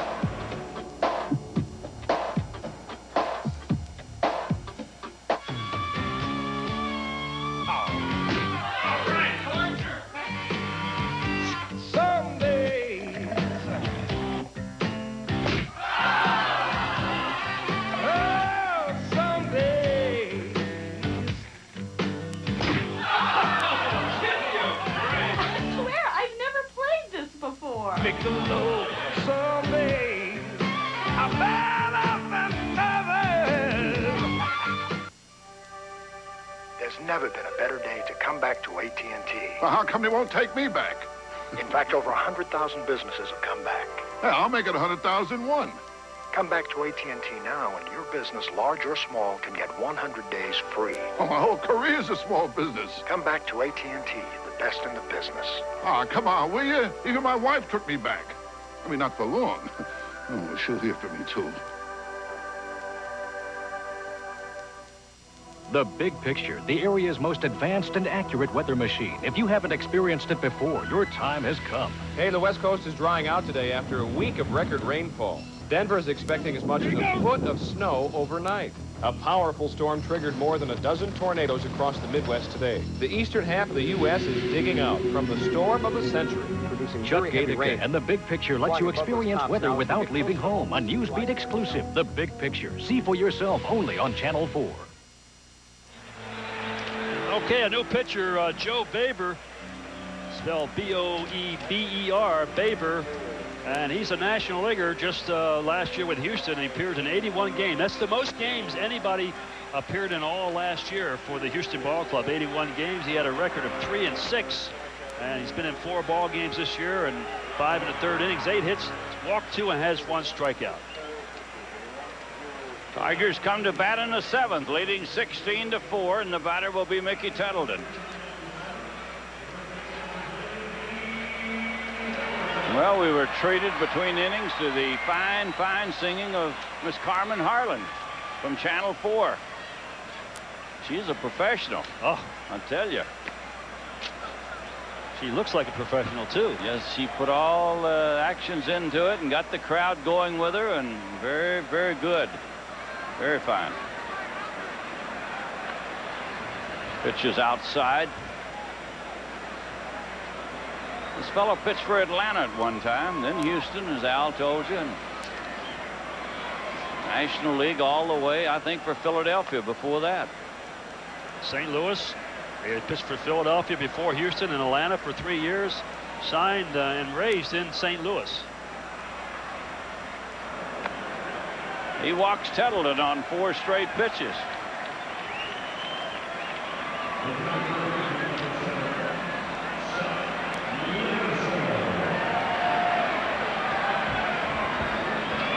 9 walks today issued by the Oakland Ball Club. Only Nunez didn't walk anybody.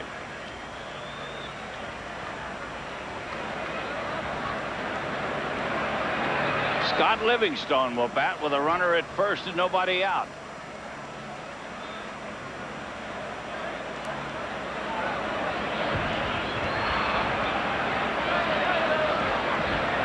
And the pitch to Scott. It's high. It's 5 bad ones in a row delivered by Bover.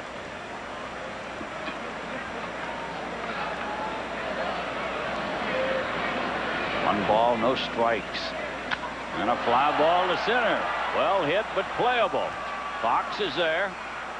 He pulls it in. Well, Livingstone is out.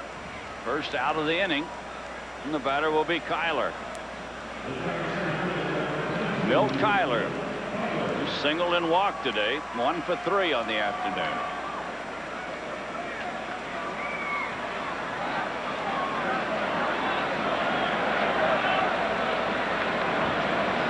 Tough start for Milt. Spring training, and knee bothered him all spring. Rumors of possible trades, and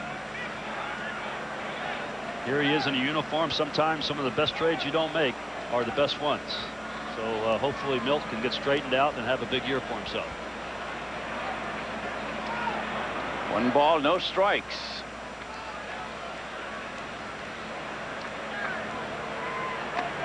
There's a strike on a breaking ball. Makes it 1-1 to Kyler.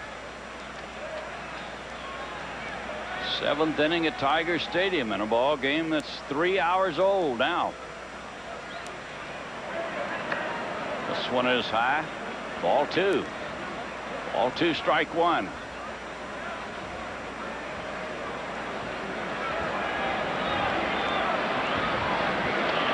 Joe Bilver delivers. Kyler didn't want to swing, but he did. That makes it 2-2. Ball 2 and strike 2 to Kyler. And the pitch. Ball hit on the ground to first base. They're going to have to hurry to get Kyler, and they do. That's the 2nd out of the inning. Oh, buddy Alan Frank, you didn't look too good on that line drive down there. I saw you were ducking. Carmen Harlan had to protect you down there. I saw that. Boy, what I'm telling you. Hey, did you see her singing that? Take Me Out? Very good, huh? Very good. All right. She's a professional, I tell you. 2 outs in the 7th inning. The batter will be Tony Phillips. Tony hasn't had a hit today, but he's walked 3 times. Here's a strike.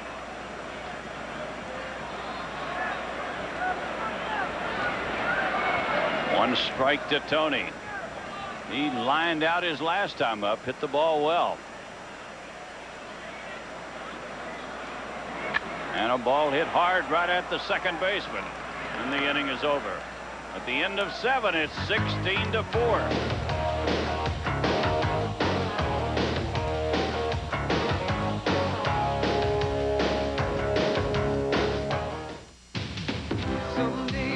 Can't lose. Wanna live, wanna spread the news.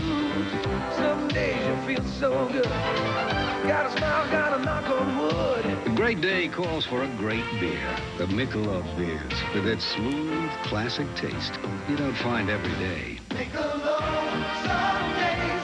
Michelob, some days. Michelob, some days are better than others. The U.S. Postal Service will pick up 1 or 100 or 1,000 priority mail and express mail packages for just $4.50. That's per pickup, not per package. And we'll even pick up heavy ones. You'll get express mail next day and 2-day priority mail delivery at some of the lowest prices around. So call for a pickup. It's like getting a moving van for $4.50. We deliver for you. These are the Davises, who were building a life together when another life came along. So they needed a bigger car. And then their own home, which needed a few things. And as the family grew, so did their house. Then there's college, which are a few of the reasons why they bank with us. First of America, a bank for life. Get special low rates on home-like mortgages and home improvement loans. Here come the A's in the 8th inning. It's going to be Scott Heeman to lead it off. He'll be followed by Sierra and then Troy Neal. McDonald is the pitcher. He came on in the 7th inning to get the final out of the inning. So Scott Heeman, who got into the ball game as a replacement for Steinbach, who went to first base. And he's batted one time and flied to center field. Tigers have 16 runs. That's Henneman in the Tiger bullpen. Think he might pitch the 9th inning? I think so. You know, he hasn't pitched in a while, and of course there's a day off tomorrow, so they'd like to keep him sharp, and Mike has to pitch a lot to stay sharp. Usually you don't let your #1 reliever warm up unless you bring him in the game.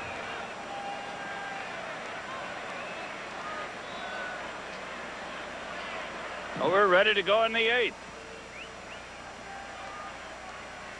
Scott Heeman batting for the 2nd time in this game. Pitch is outside. 1 ball, no strikes.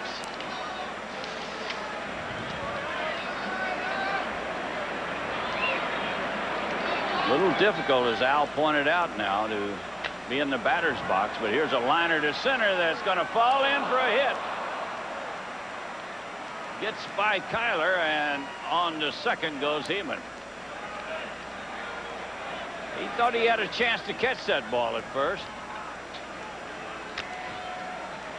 He could have a little bit of trouble picking the ball up also. The outfielders with the sun in their face and the hitters in the shadow, you may not get that quick jump that you have to have out there, and Milt makes the effort to come in and make the catch. He tries to hold up and slips, and Heeman is on second base for a 2-base hit.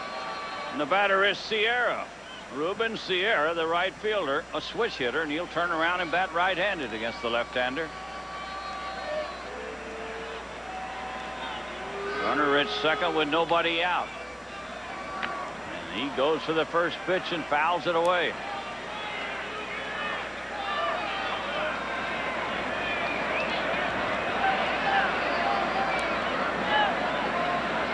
Sierra had some big years with the Texas ball club. Felt like he was never really appreciated down there. Worst part of that is playing in Texas.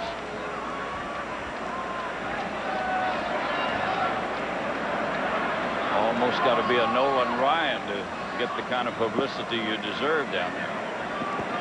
Well, I don't think he was worried about that. I think he was worried about the old green stuff, the dollars and sign. He didn't think they were going to give him what he wanted. Tyler going back deep, back, and he's there. Heeman tags up, and he'll move on to third base.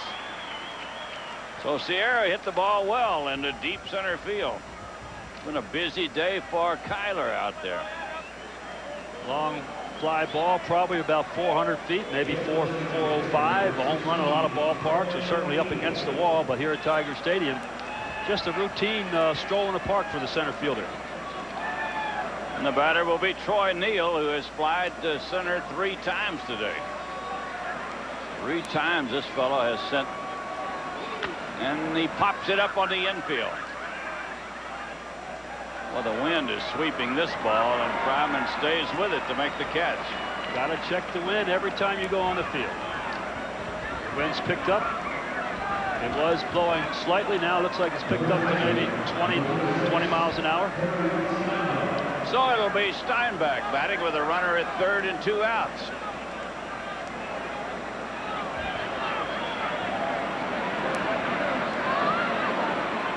Terry Steinbach singled and scored a run in the 7th inning. He's 1 for 3 on the day. 8th inning at Tiger Stadium.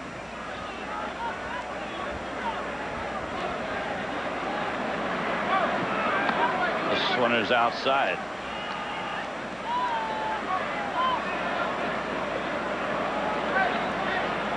One ball, no strikes. McDonald is ready, and the pitch is fouled back onto the roof. Makes it 1-1 to the young man.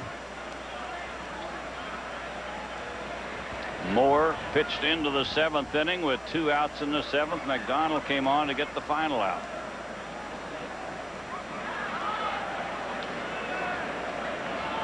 And the 1-ball, 1-strike pitch to Steinbach. And another foul ball. Makes it 1-2. He gave him a good changeup.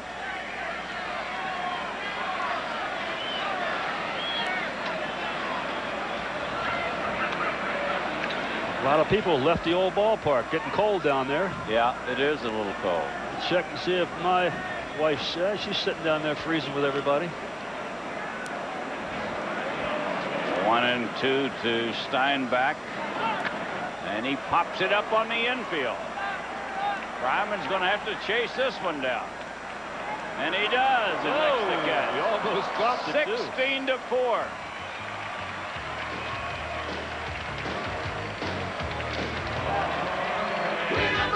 Ten of the best-selling vehicles in Detroit are from Ford. Now get 6.9 financing or $1,000 cash back on Ford Aerostar. That's $1,000 cash back on Aerostar.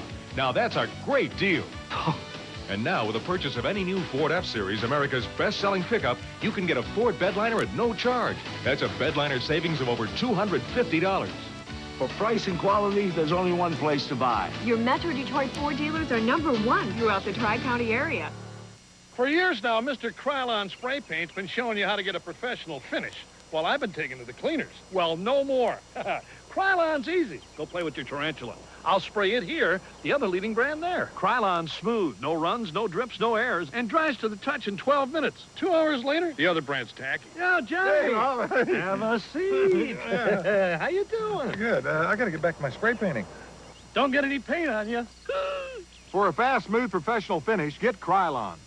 The Associated Press has honored WDIV's Newsbeat with more awards than any other station in the metro area, including General Excellence and Best Newscast. The Newsbeat team, the right choice on Channel 4. It's 4:44 on your 24-hour news station, and the big story is the home opener at Tiger Stadium. Opening day fans, check out the park's new look, new shops, food places. We'll take you there after the game and hear what opening day fans have to say about these changes. Also, day 4 of deliberations in the Rodney King trial. And here in Detroit, lawyers in the Malice Green trial are in court.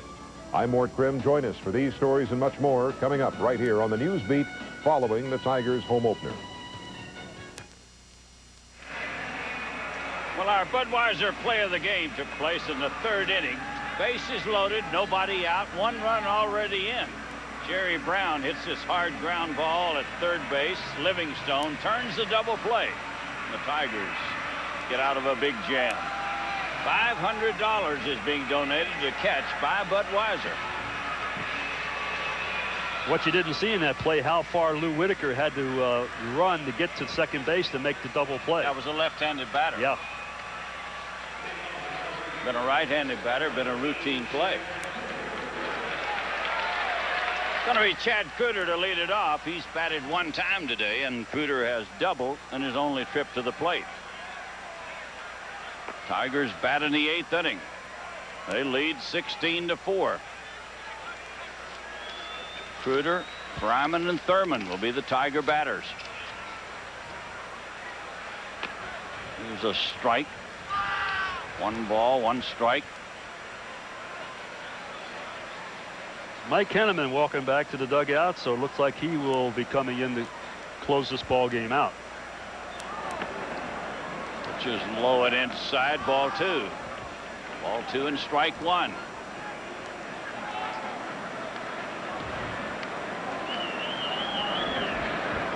Ball 2, strike 1 to Cruder, and he takes it outside, ball 3. Over came on in the 7th inning, and he walked the first batter he faced, then he got the next 3. The 3-1 pitch. That'll make it 3-2.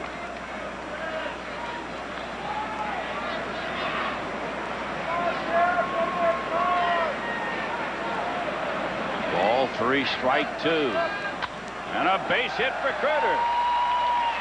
He drives it into right center. He has his second hit of the day.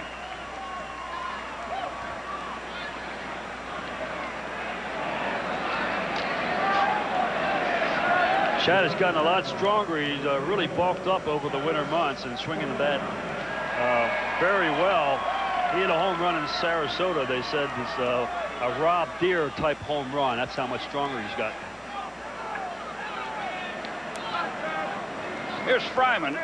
He's had a big day. 2 singles, a home run, 5 runs batted in, and he went for the fastball.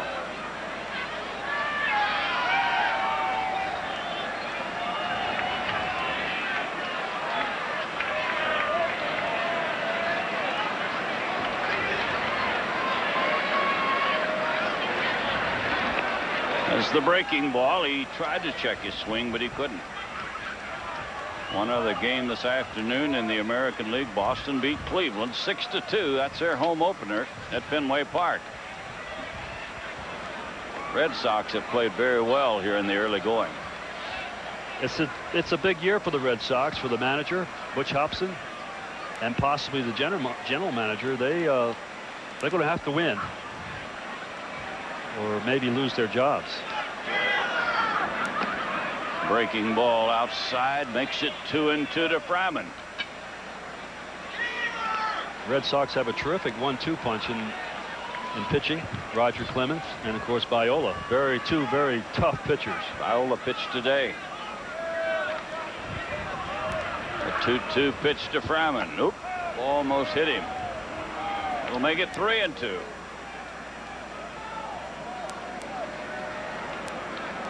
Tigers have 17 base hits on this opening day at Tiger Stadium.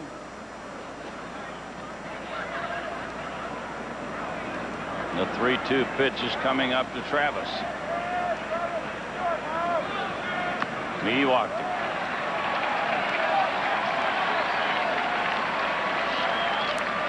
So a walk and a single puts runners at first and second with nobody out.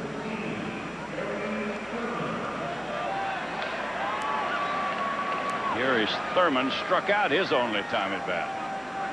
He got into the game running for Cecil Fielder. Cecil had 4 hits today, all singles. Very unusual for him. I love the base hit, that swinging bunt down the third baseline when he beat it out to first base.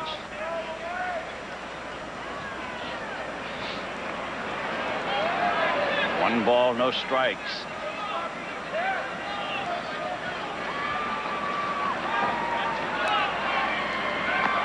And a strike makes it 1-1.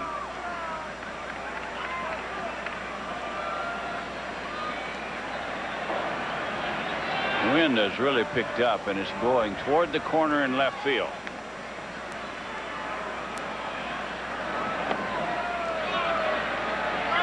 It's ball 2 and strike 1 to Gary Thurman.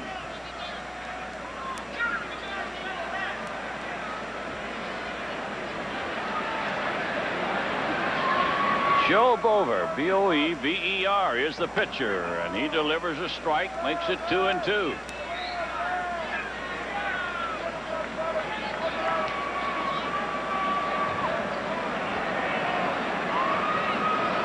Ball 2 and strike 2 to Thurman.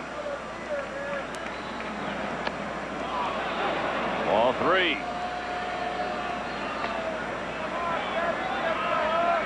Over thought it was a strike, and Kaiser signaled to first base to see if the umpire was going to call it a swing, and he said no. Over didn't even look. He said, I thought it was a strike anyway. And he struck him out.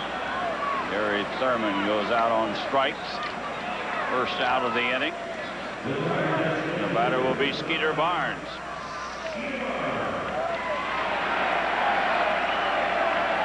Skeeter's batted 1 time today, and he had a base hit.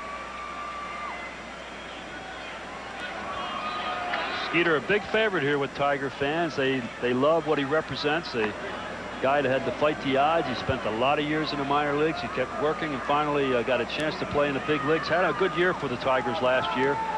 And he comes to the ballpark ready to play and play any place. It doesn't matter. Check swing, and he fouls it away, and it's strike 2.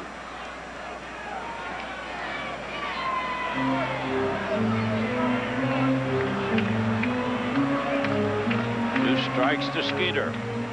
Tigers have 2 runners aboard with only 1 out here in the 8th inning.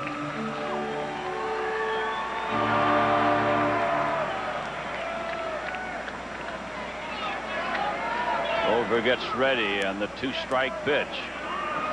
Right up the middle. And he's bobbled at second base, and they don't get anybody. Looked like they had an easy double play ball as Blankenship got over there for the big hop. He bobbled it. And they didn't get anybody. So the bases are loaded. Bases loaded for Rob Deere. The play certainly should have been an easy force play, possibly a double play. We have not seen or heard what that's going to be recorded as.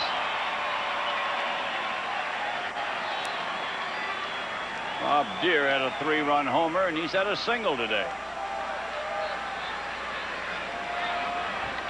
Rob Deere may be setting some kind of a record on how many men he has come to the plate with on base. I know he's been up 3 times with 2 men on base.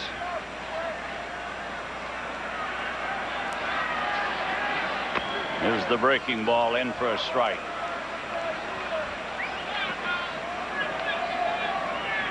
Have you heard, was that a hit or an error? No, it's too close to call. I didn't call it anything. That means it's a hit then. They haven't put anything up. I guess it's a hit. Nothing went up on the board. It's an error, huh? Error 4. Okay. See, we're not privy to the loudspeaker from upper deck upstairs. Pitch inside to Rob Deere. Makes it ball 2 and strike 1. He had a 3-run homer back in the 1st inning. He could cap it off with a big one here. Breaking ball outside. He's going to get something good to hit, I would think, on a ball 3, strike 1 count. And I guarantee you Rob doesn't want to walk either. He said, I want to swing my bat, get a chance to drive in some more runs. He should get a chance right here.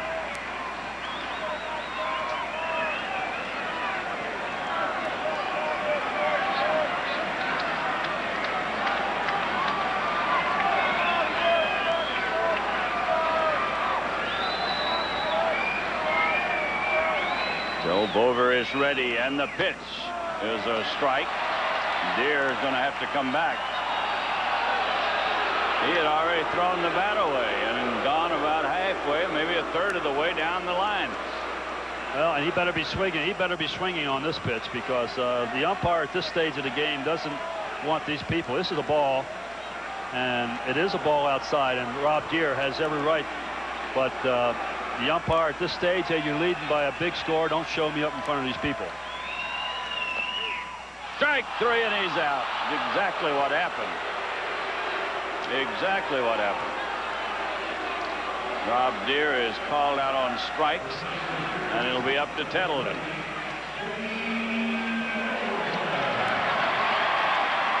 Let's take a look at the pitch. And that's a strike. Rob is wrong on this one, but the one before was a ball. Yeah. He was caught looking and called out by Ken Kaiser. Yeah, he was completely full. He was expecting the fastball, and he took something off the pitch. Pitch is inside to Tettleton. Mickey's had a 3-run homer today.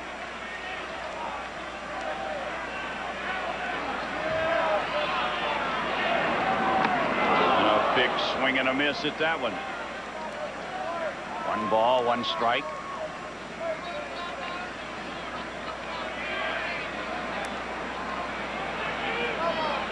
Bases loaded with 2 outs in the 8th inning. 16-4, the Tigers lead it. And another strike. I don't think he throws any fastballs. Sinkers, sliders. Turns it over.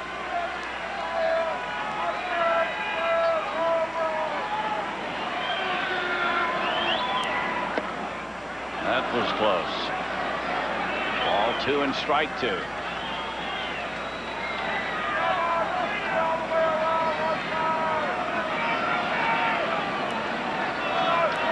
Mickey Tettleton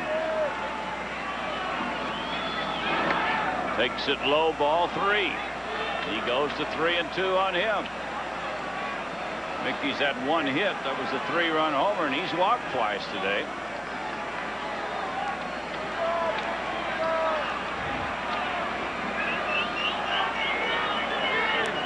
Everybody's going to be running 3-2 with 2 outs.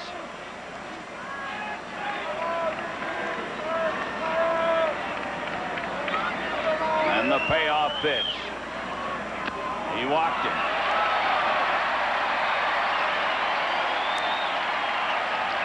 A walk with the bases loaded.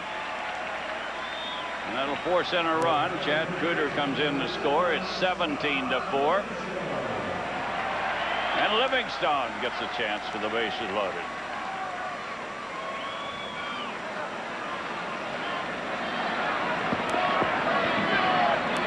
Scott Livingstone has had a single and a walk today.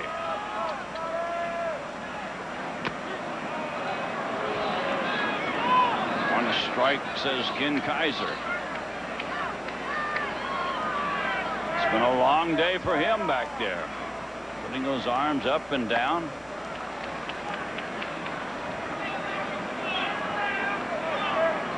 He has seen 11 walks given up by the Oakland pitching staff. 11 walks and 17 hits for the Tigers. Here's a liner to right. This ball is in for a base hit. 1 run's in. The throw to the plate. 2 runs in. Livingstone with a bases loaded single, and he drives in 2.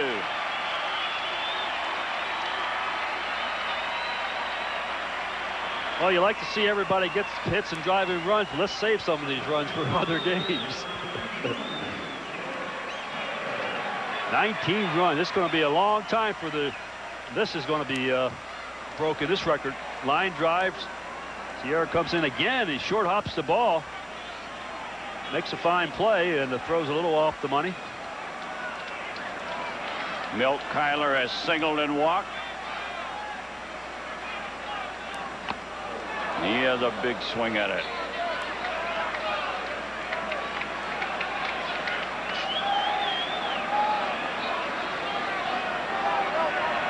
One strike to Milt Kyler.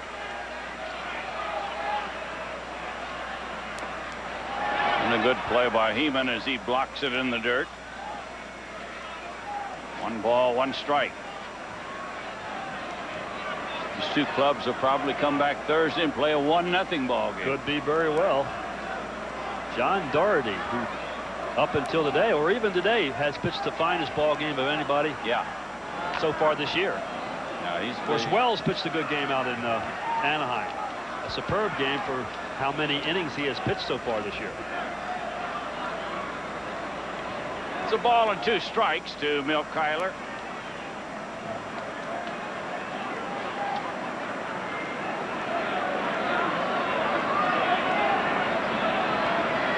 Joe Bovier is the 4th Oakland pitcher of the day.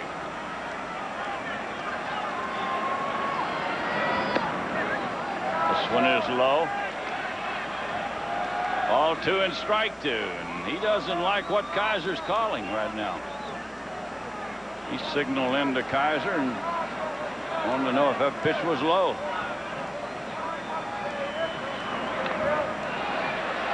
And Kyler is hit by a pitch ball. The Tigers have the bases loaded again. That's a tough call there. He almost swung at that ball and got hit. We're going to pause 10 seconds for station identification on the Detroit Tiger Baseball Network. Well, you can join Mort, Krim, and Carmen Harlan for all the latest news, weather, and sports after the ball game. See for yourself only on Channel 4. This is the 3rd hitter this inning that's come up with the bases loaded. 4th hitter. Deere struck out with the bases loaded. Then a walk to Tettleton. A single by Livingstone this inning, and then Tony Phillips comes on to bat with the bases loaded. This one's outside. Not too many times during the course of the year you come to bat 7 times.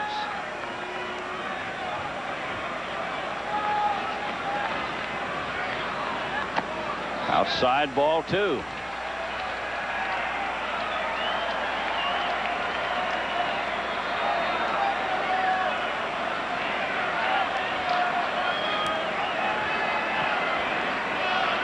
Tigers have 19 runs on 18 hits. Been helped along with 11 walks. This one's inside. He's about to walk another one. I can't believe this.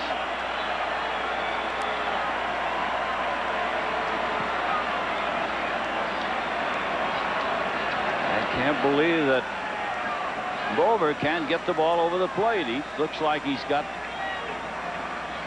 the kind of stuff that could get it over the plate. He doesn't throw hard. He isn't that wild, but he's just nipping here, nipping there, and he's missing. He's going to have to throw some down the middle now. There it is. Looks like he can throw a strike when he wants to.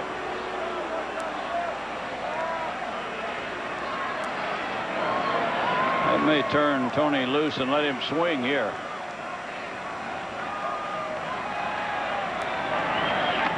And he walked him.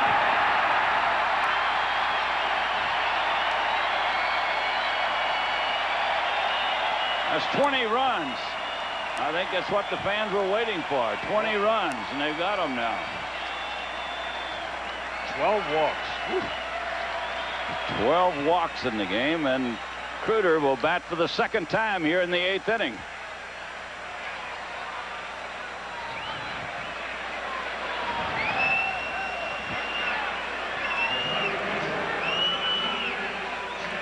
Here comes Dave Duncan, the pitching coach, making actually for this many runs his first appearance. Yeah. You would think he'd have been out here a few times, but Tony La Russa has been out a couple times to make pitching changes and things of that nature, but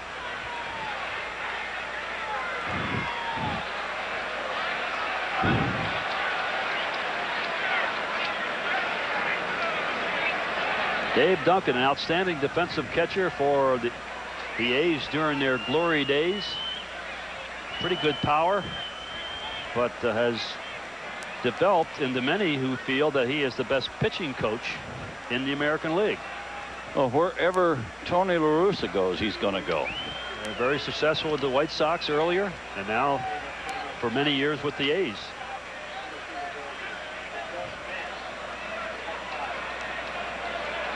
Here's Cruder batting with the bases loaded.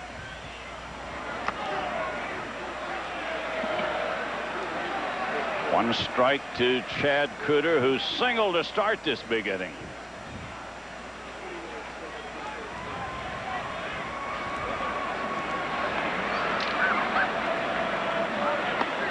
Breaking ball for a strike. Makes it strike 2.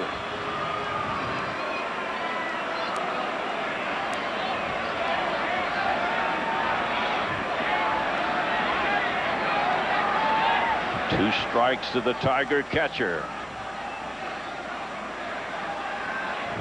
Joe Bovier delivers on a fly ball to center. That'll do it. We go to the 9th, 20-4.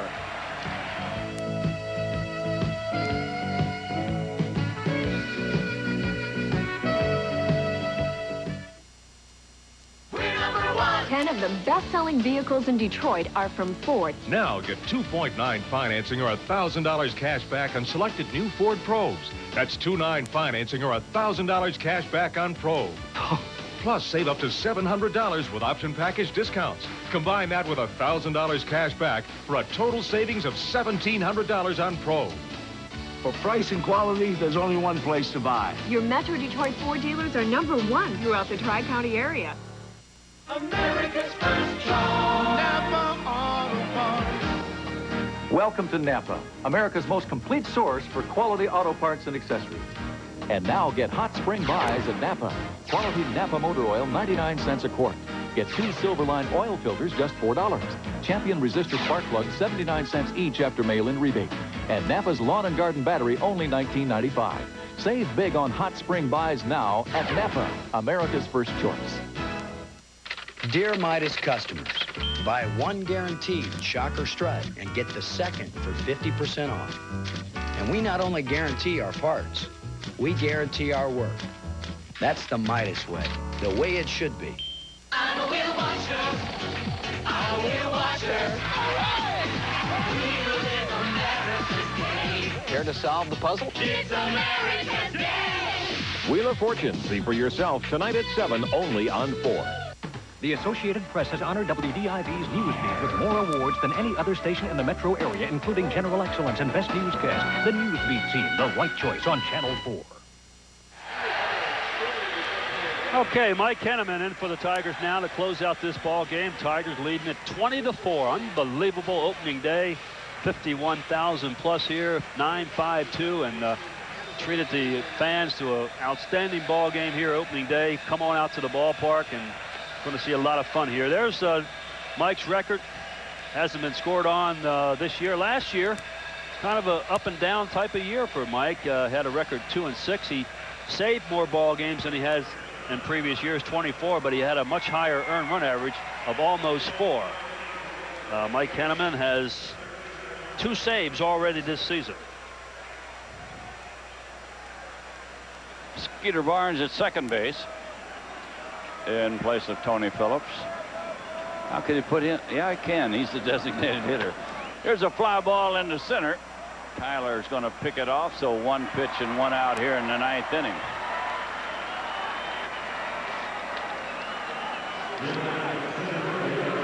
Kevin Seitzer flies out to start the 9th inning. And the batter will be Eric Fox. Eric Fox has batted twice. He's 0 for 2. And he takes it outside. Flied to center field, then he hit a bullet to first base. It got a run in, but good play by Tettleton. He was out. Ball 2 and no strikes.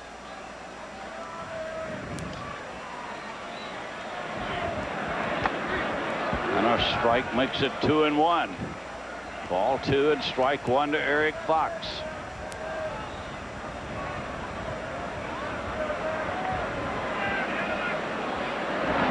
Ooh, he fouled that one right off the mask of Ken Kaiser. Very solid blow. Won't hurt the big man.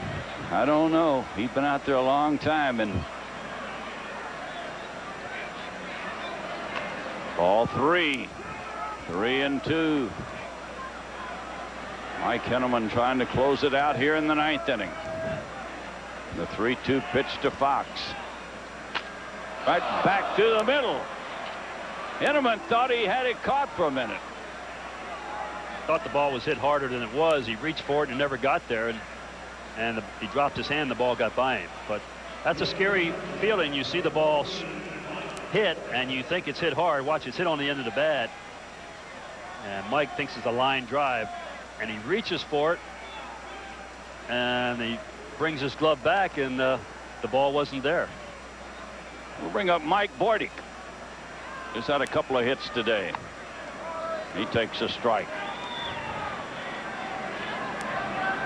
Mike Bordick.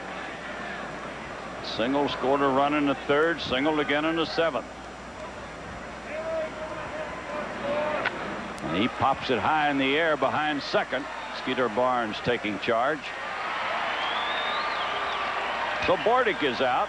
There is 2 out here in the 9th inning. And Lance Blankenship, the number 9 batter, will bat.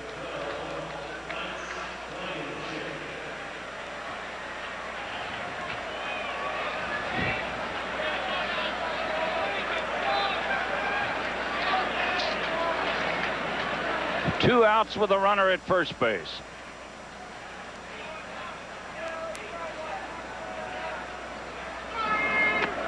This one inside.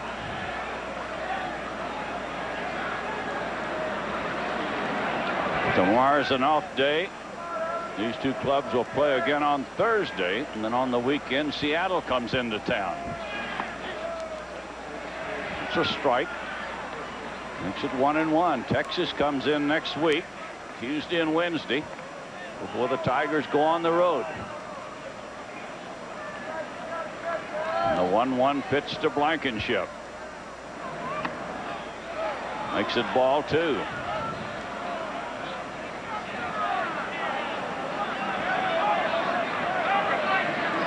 Tiger pitchers have walked 3 batters today. Oakland pitchers have walked 12. He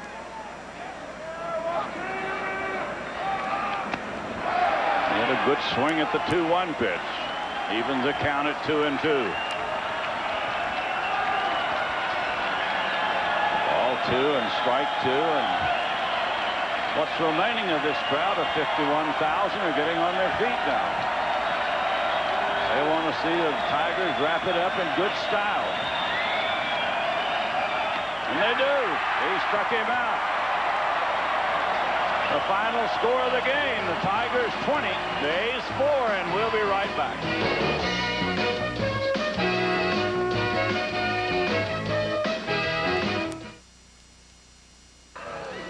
Well, our Budweiser Tiger player of the game is Travis Fryman. He had a home run, a single, and a walk today. He scored 3. He batted in 5.